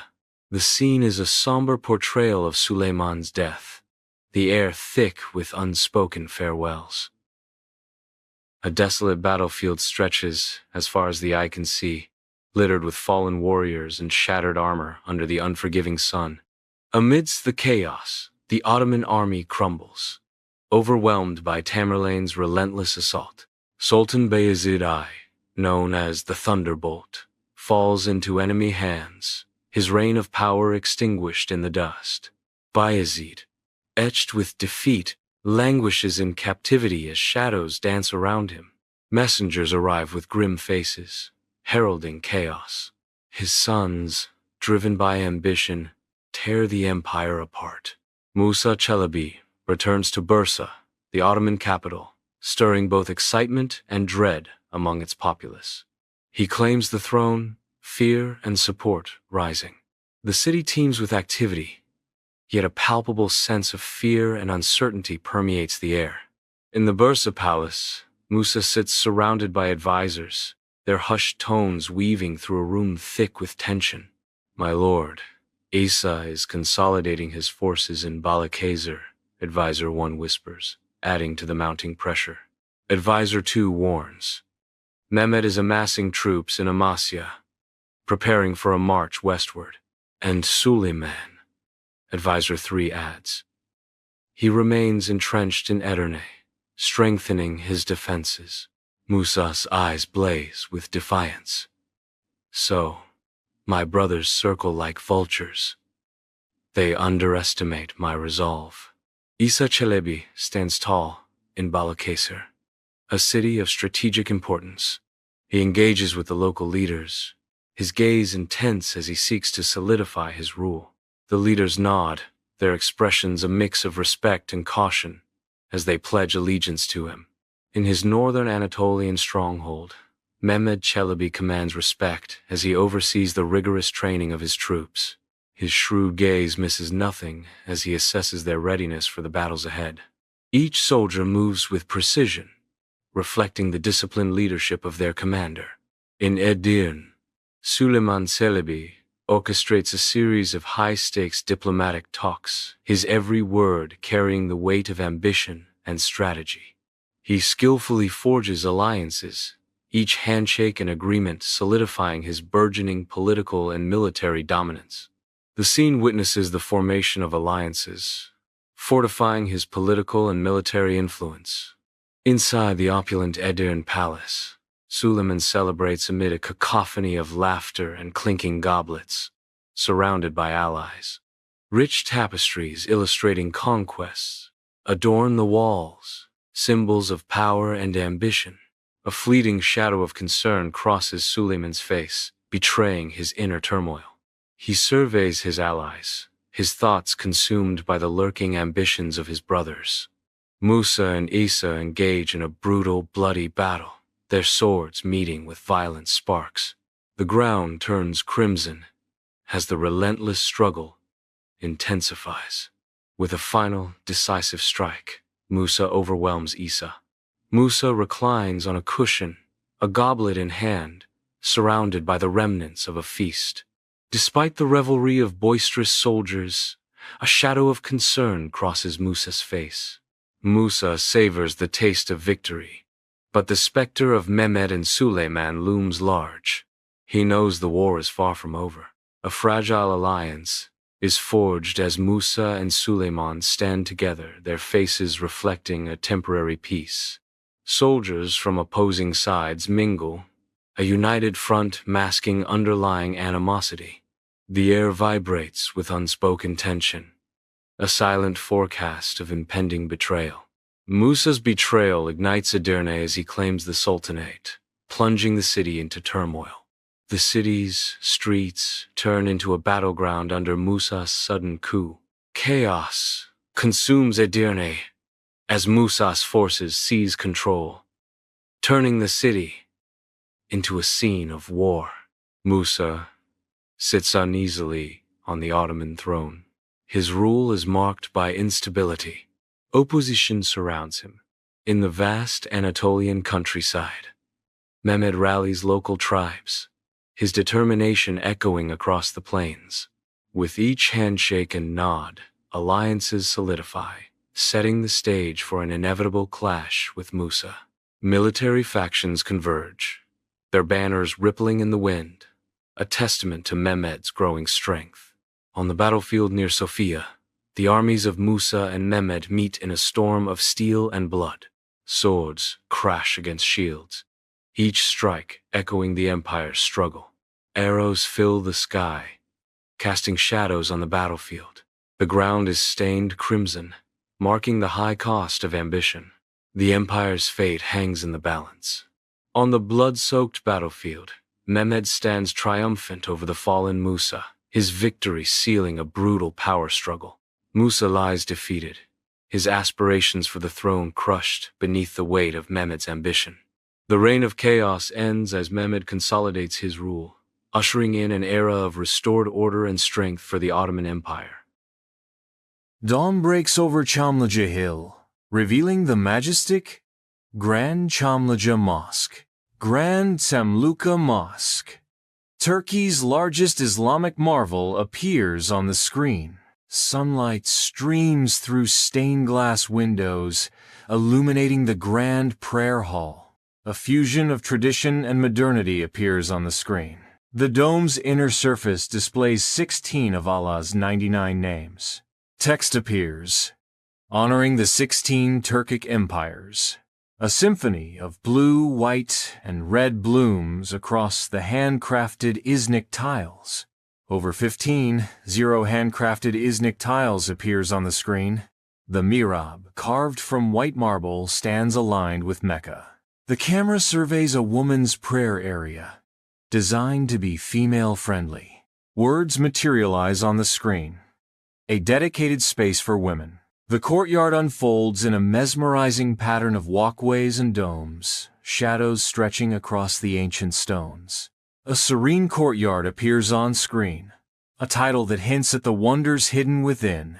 6 minarets stretch skyward, symbols of Islamic faith and history. The interior of the Museum of Islamic Civilizations unfolds, showcasing a rich array of artifacts and exhibits that whisper tales of a glorious past.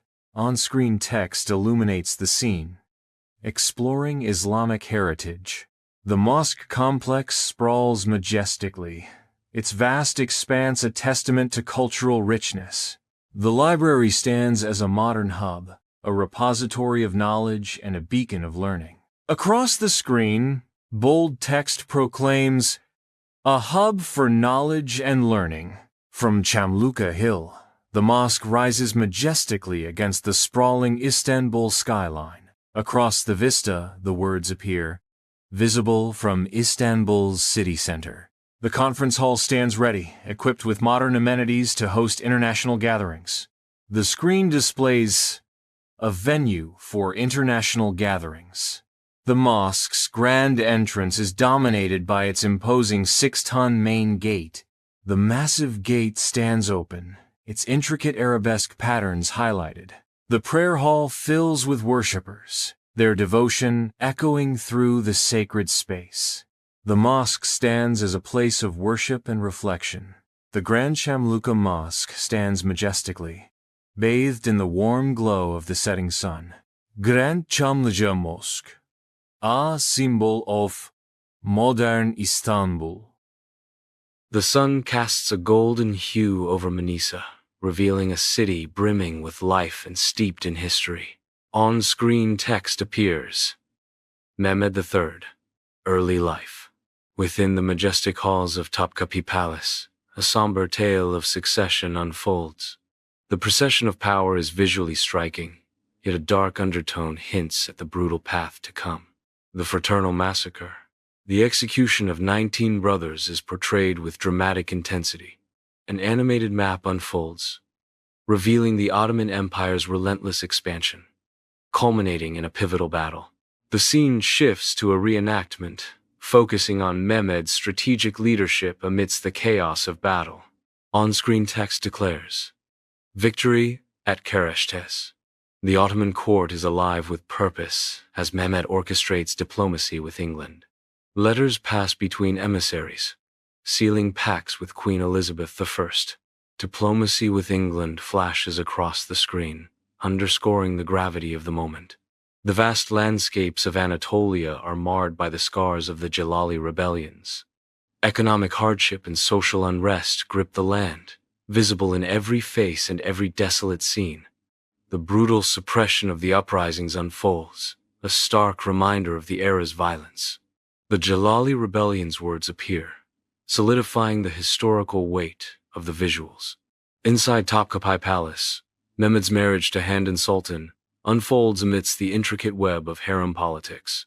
Safiye Sultan's significant influence casts a long shadow across the court. On-screen text declares, "Harem politics." The mosque radiates with Mehmed's devotion to religious endowments. Religious piety is projected onto the wall. The Grand Council chamber hums with the weight of history as Mehmed, young and regal, presides over his advisors. Damat Ibrahim Pasha and the elder advisors offer counsel, their voices filling the ornate space. Mehmed listens intently, yet a flicker of unease dances across his face. The air is thick with formality, and the unspoken weight of reliance on advisors hangs heavy. In the heart of Topkapi Palace, Mehmed's health declines under the weight of unseen burdens. The words "declining health" appear, stark against the opulence. Sorrow permeates the opulent halls of Topkapi Palace, each shadow a whisper of loss. On-screen text declares, "Death of a Sultan." The Hagia Sophia Mosque stands tall against the skyline, a monument to history. A solemn funeral procession approaches, marking a moment of profound historical transition. The archives echo with expert analysis, exploring Mehmed III's complex legacy. His battlefield triumphs and diplomatic finesse are celebrated. His harsh decisions and failure to halt internal decay are scrutinized. The screen declares, "A mixed legacy." A vast realm unfolds, its landscapes and cultures a mosaic of contrasts. Beneath the splendor, shadows gather. Unrest simmers in the streets. An empire teeters. An empire on the edge. Sunlight streams through the arched windows, illuminating intricate mosaics and centuries-old artifacts within the opulent Topkapi Palace. The camera reveals the palace's rich history and architectural grandeur. Foreshadowing challenges appear on the screen. Istanbul unfolds, where the modern city meets the echoes of the Ottoman Empire. Iconic landmarks fill the frame, bearing witness to the grandeur of a bygone era. Across the skyline, the text appears, "Echoes of the past." A solemn portrait of Mehmed III fills the screen, a visual testament to his reign. The words, "Mehmed III, a Sultan remembered," appear, underscoring his enduring impact on Ottoman history.